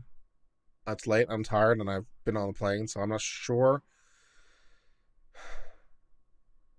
I don't know if we're reading it wrong. If we're reading it wrong, that's not really what we think it is. That would be really helpful. So if we're wrong about what we're thinking we see, that'd be great. Other than that, your best strategy as the plaintiff is to compartmentalize. So that's what you try to do. You try to compartmentalize it off. So first of all, you compartmentalize James and Tatiana. So you'd say they're separate entities, and the business is also a separate entity. So you compartmentalize. So if you're Tatiana, are to compartmentalize. So you say the business is separate from Tatiana, is separate from James. They're separate things. Then as to James, you'd further compartmentalize. You'd say, whatever might have been true about this one statement or not, all this other stuff is still bad, and we can go on that separately. So we can kind of like push that off to the side. So what you do as a lawyer basically is you try to minimize the bad and maximize the good, right? So if you're the plaintiff's lawyer, what you try to do is you minimize the harm. You mitigate. And the way I'd mitigate this is I'd try to compartmentalize. So I'd say, okay, Tatiana is different than James, is different than the business. That's mitigation number one. So I can separate that. Then I'd say, okay, as to James, that's one statement among many. She still made all these other defamatory statements, and we can go forward on all that separately. So whether or not that one statement is true or not, we can still go forward on all the rest of it. So I try to compartmentalize. I try to mitigate. I try to diminish it, make it less important, and argue for that. So that's how I handle it if it's Tatiana's side. Sever it, segregate it out, and then minimize. And argue that there's still a lot to go over. And say, there's no reason to rule on that right now. We can have further discovery and we can go forward and blah, blah, blah, whatever. So that's how I try to do it. That's how I think any lawyer that's worth their salt would try to do it. Minimize it. Minimize its importance. Minimize its impact. And especially if other stuff is and you could also try to strengthen. So you'd maybe really up that, you'd up the stuff that's really good. So there's a couple things in there where I thought they were particularly good. So there's some stuff that was waffling, and some stuff I'm okay, that's better. So you take the stuff that's really good, right? So you diminish the thing that's bad, so it's not that important. Then you take the things that are really good, or the things that look more promising, and you highlight them. So you amplify them. It's we still have really good causes actions. These are defamatory, so we can go forward on these because we still have stuff going. So you amplify, right? So you take the stuff that's good, you amplify it. You take the stuff that's bad, you drive it down. That's what you do as a lawyer. That's what you try to do. Now, I think the other side has the better proposition, or I wouldn't have said so, but that's what you try to do. And you hope the judge buys it. Or at least you can buy yourself more time. So that's what you try to do. Yeah. Amplify the good, diminish the bad. Right? So put that under the carpet, put that one under the carpet, put a spotlight on that one. That's what you do. That's what you do. And also, in the event, and then also the defendant could always screw it up. So, that's always a possibility. So the plaintiff doesn't have to do anything if the defense screws it up, right? So the defense somehow misses this potentially bombshell thing, or they don't bring it up, or they think it's less bombshell than I do, or something, but they don't bring it up. So the defense misses it. It's always you can never put aside the possibility of the other side making a mistake, right? So the defense screws up. That's always an option. Defense screws up. That's good. Or somehow in their response they stumble into an admission on something else. That would be nice.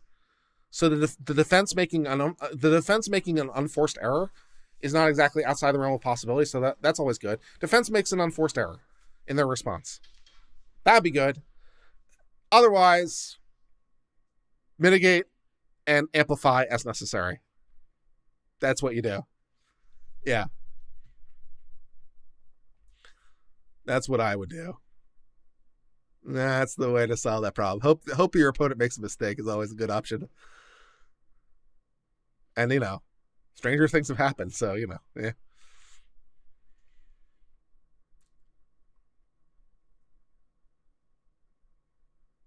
Would it be a valid defense against defamation just to point out the information available to you now in layman status? I don't think I completely understand the question, but if that was what they were relying on, yeah, maybe. I mean, they'd have to know that. They'd have to rely on that. But so it would depend on what they know, right? It depends on what they knew at the time. So, like, we know, what do they know, right? So our knowledge sets are different. So what did they know? How did they know it? His statement is true, though. So that's a real problem. Because for something to be defamation, it has to be false. So, like, if it's true, it doesn't really matter. But, like, you could try to get into, like, their knowledge and what they did or did not know. Not that I think it helps particularly much. Like my Purple Watch band, thank you. It's on NATO. It's just a cloth band that works great. Yeah. Is there, even reading as long, is there a reasonable possibility of reading it the way the defense has against intent? Reason that itself is defense against intent. It depends what they knew.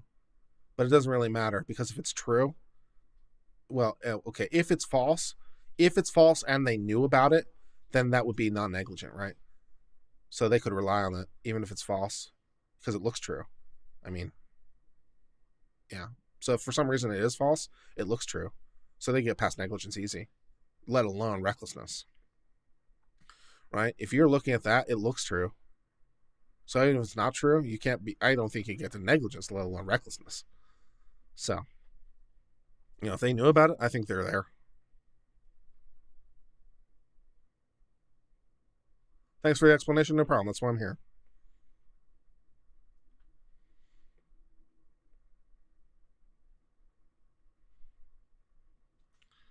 Is there anything KJP can file tomorrow that would help her? I don't think I understand the question. And I'm not sure she's obligated to file anything tomorrow. I'm not sure when her response periods are. But yeah, what she can do, yeah, what KGP can do would be to really amp up the shit of the. If I were KGP's lawyer, if I'm fighting for her, I'm singing about the I'm attaching. If I'm KGP's lawyer in the motion to dismiss, I'm attaching as an exhibit a copy of the judgment, which I would get as her lawyer because I'll pay the fee because she's going to pay me, right? She'll pay my costs, so of course I'll pay it. Yeah, so I'm going to attach that as an exhibit, and I'm going to be like, yeah, it's true. There's a judgment of fraud against him. So all the times that we said it was fraud, and all the time we said that the business is engaged in fraud, and all the times we said Tatiana was fraudulent, yeah, you know, kind of had a reasonable basis for saying that, Your Honor. Here's a document. Kind of gave us a reasonable basis for saying that. And then we also didn't have to know about it because it is in fact true. So even the fact that we didn't know about it doesn't matter. So even if we didn't know, it doesn't matter because it's true. So we didn't have to know, which is nice. So here's the thing that proves it's true. Here's the thing that proves he's a fraudster. Here's the thing that proves he's a snake oil salesman and all the rest of it. You know? And she's aligned with this guy as a business partner. So if he's a fraud, it's not unreasonable to think that she's engaged in fraud, you know, being tied with a business partner. Once a fraud, always a fraud. So if I'm KGP's lawyer, that's what I'm amplifying. That's a lot of what my response looks like, along with some counterclaims. And then if I'm Tatiana's lawyer, I try to make that look not important. That doesn't really matter. The fact, yeah. So if I'm KGP's lawyer, I attach that as Exhibit A and draw big circles and black arrows to it, and maybe some like those lines, you know, that you have like the marquee with the bulbs that like circle around and stuff, and that kind of thing. And then if I'm Tatiana's lawyer, what I do is like, that's not important. That doesn't really matter. Why are we talking about this old irrelevant document? That doesn't matter. Let's compartmentalize and let's talk about the other things that really matter, like America and freedom and apple pie. And also these other things that look a lot better for us. And let's not talk about that other thing. You know? So that's kind of how I respond as KJP's lawyer. And that's how I respond as Tatiana's lawyer. Yeah, so that's how I respond. And then how I respond to the response. And go from there. Yeah. Yeah. You know, my Tatiana's a little bit of misdirection, misdirection. You know, what's that over there? You know, a little magic trick, a little misdirection, maybe a little confetti or sparkles or something. Hope for the best. Yeah, that's what you got. I'm feeling better as KGP's lawyer, though. I'll tell you that. Yeah, I'm feeling better as KGP's lawyer. Yeah. Just respond by December 3rd? Okay, well, we'll see, I guess. The default judgment is dismissed a year later, was it? Maybe it was. Maybe it was vacated. Yeah, maybe it was vacated. Okay, yeah, maybe it was vacated. That's fair. That's fair, Barney. Let me take another look at it because it's late. It's late. I'm tired. Give me a break. All right. So the entry for request for entry default was 3/16/17, and then there's request for dismissal, request for judgment. It's not clear what they're referring to. So if the default judgment, request for dismissal,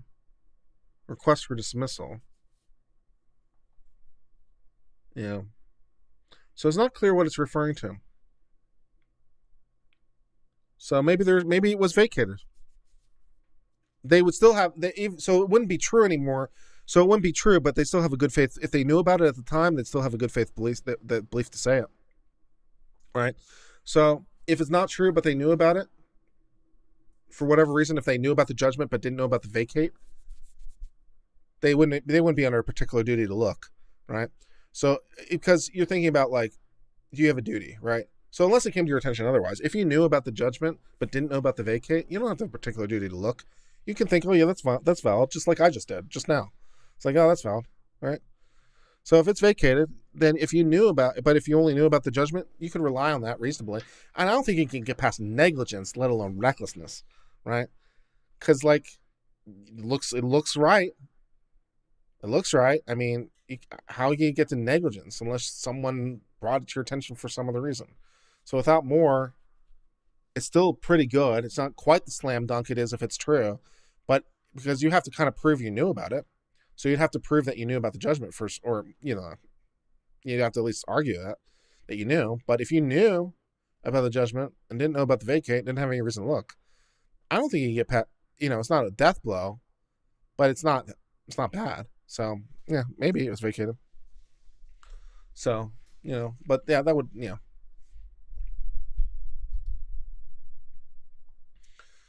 So yeah, do not look behind the curtain. Yeah. Thanks for doing this. No problem, Shell Belly. I don't have a problem doing this, and I'm trying not to lose my temper with the chat because I know people, don't have the legal knowledge I do, and don't have and I don't have the beauty knowledge they do. So that's fine. But I'm here to try to provide as much as one fan can an unbiased opinion, and just try to call it like I see it.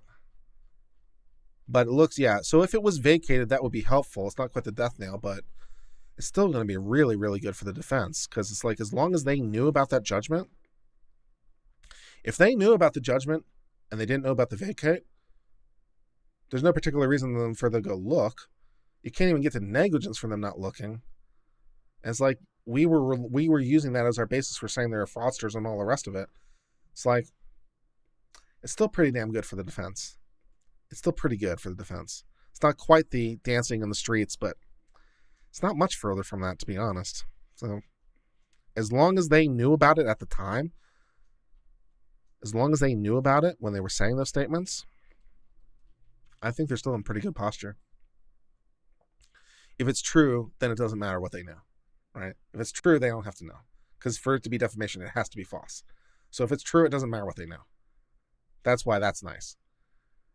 So if it's true, they don't have to know about it because it's true. It can't be defamation if it's true. Period. So if it's true, we're dancing in the streets. I don't have to know. I don't care. It was true. Lucky me.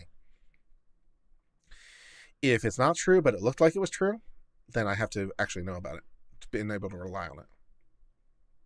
And I don't have to necessarily have read the judgment itself. I don't have to do that, but I have to have read about it, like in a news article or something. I have to have some basis for having believed it to be true. So if I read it in an article somewhere about this official thing or whatever, or someone sent it to me, or I'd have some reason. But if I knew about it, it's not too bad. If it's actually true, I'm singing in the streets, though. She has given 4 cease and desist.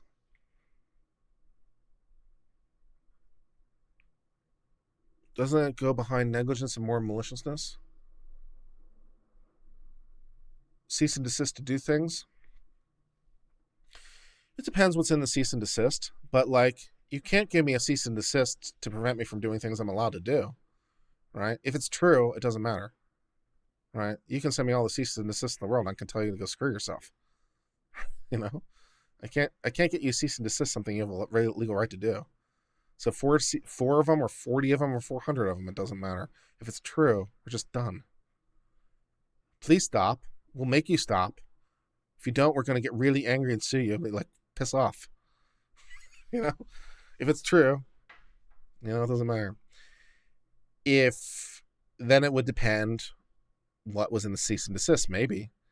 So like, if the cease and desist said, they would have to give you knowledge. The cease and desist would have to give you knowledge.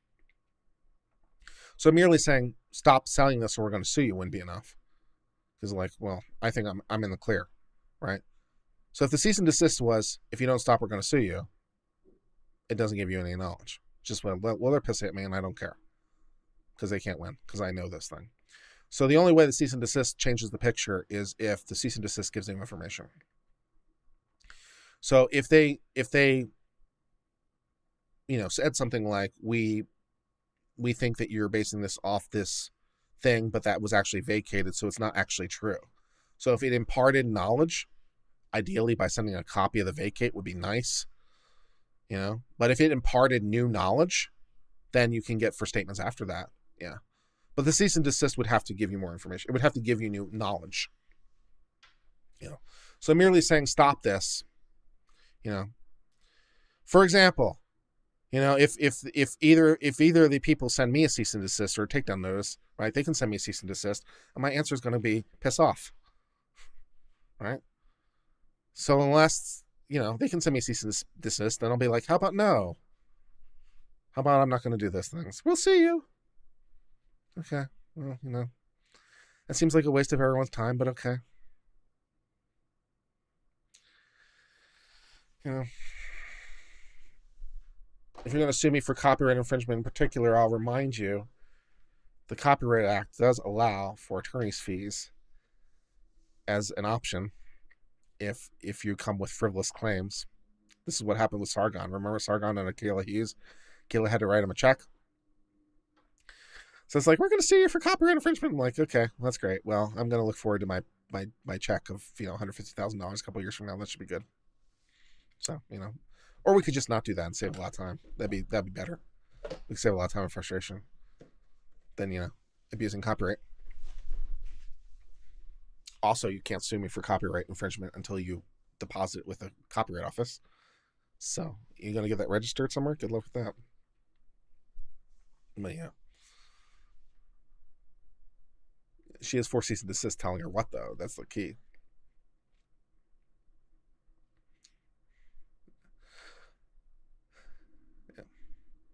All right, I'm going to sign off. Wow, we've been here 3 hours and 17 minutes. I had no idea. We've been here this long. 3 hours and 17 minutes. That's amazing for a stream. I had no idea we've been there that long. So I must really enjoy talking about it, or it's really enjoy to deal with it. So I hope the beauty community out there learned something in this 3-hour marathon law stream. And so I'll end kind of with the same disclaimer I started with. Like, I don't know what's true. I have no idea what's true. These are allegations made by one party. It's only one filing. So I don't have the response from the other side, which may change the picture in any number of ways. I came into this blind. I don't know anything about the parties. I have nothing for or against the parties. I don't know what's true. I have no idea. I'm reporting on a filing that is written from the perspective of the plaintiff, presumably in the most favorable light to the plaintiff. It's supposed to be biased, and trying to interpret what I think are or are not good claims based on its own terms. And I analyzed that, and I did my analysis, and we will as more information develops, as there is a response, we will do the response, and we will find out whether or not any of the things that I said actually manifest in the real world in terms of the defense. So will the defense's response look anything like what I said? and we'll go from there and cover it. And if it changes, for some reason it changes, and Tatiana winds up, becoming much stronger for some reason that I can't foresee. I mean, we're really, really early in this, right? So it's kind of foolish to make like really strong predictions right now.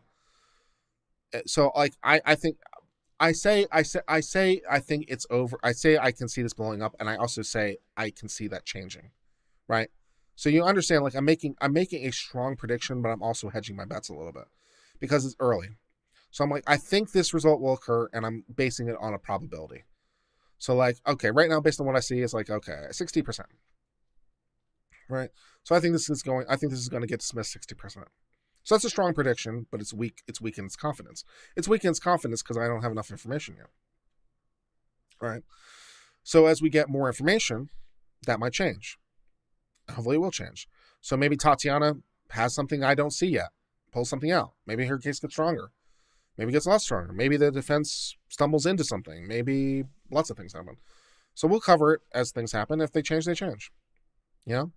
I would hope that every single person on this channel would want my opinion to change if new information comes to light that should cause it to change.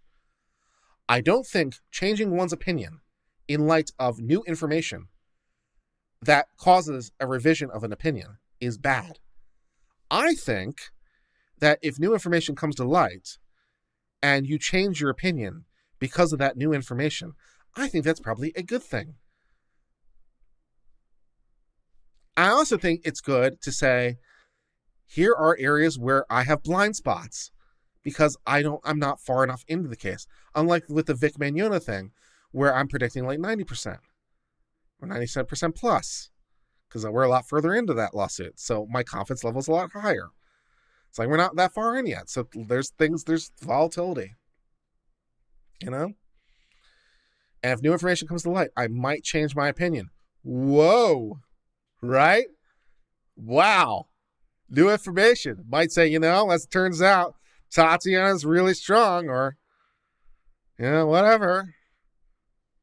If that's what happens, is what happens. What do you want? Yeah. But yeah, this is just allegations from one side, and we don't have any of the responses yet, so we will deal with those responses and we'll figure out. I have no idea what is true. I'm definitely not making factual claims because I have no idea, because I don't know any of these people or anything they're talking about. I barely know what a beauty is. So, yeah. But I'm going to sign off. For the how many of you are still with me at this point, 3 hours in, as I do my introduction, or my outroduction, or my whatever this is. Outro is how you know I'm with that. 155. Ugh. For the 155 of you who are currently watching, I hope you've enjoyed this 3 hour and 21 minute beauty drama marathon legal stream. I have enjoyed it. I've enjoyed it being back at my computer, and I've enjoyed actually presenting law again, and I have so many things to discuss. I have to discuss the Third Circuit opinion. I have to discuss the Supreme Court opinion. I have to discuss the Supreme Court argument. I have to discuss the Kraken. I am so far behind. But for the 150 whatever of you who are here, if you liked this stream, if you'd be so kind as to please give it a like, I'd appreciate it. I'd like to grow. And for those of you who are not subscribed, would you please consider subscribing? I'd really appreciate it. It doesn't cost you anything. And if you hate it, you can unsubscribe later. But you might like my legal content. We do lots of legal stuff. Not all of them beauty related. And you might like legal analysis and, help this channel grow and me become a better YouTuber. So please hit subscribe. And for those of you who want to go the extra mile, for 99 cents, you too can become an uncivilian. Hit the join button. It should be somewhere on your screen. If you hit the join button, 3 things will happen. Your name will become in green. You'll get access to member-only records, such as my batch streams and me playing video games and stuff that's off-brand. And also, I will like you more. So please do those things. I have been your host, Uncivil Law. I'm going to go collapse into bed now. I hope you enjoyed the stream. Until later, my friends. Cheers. And good night.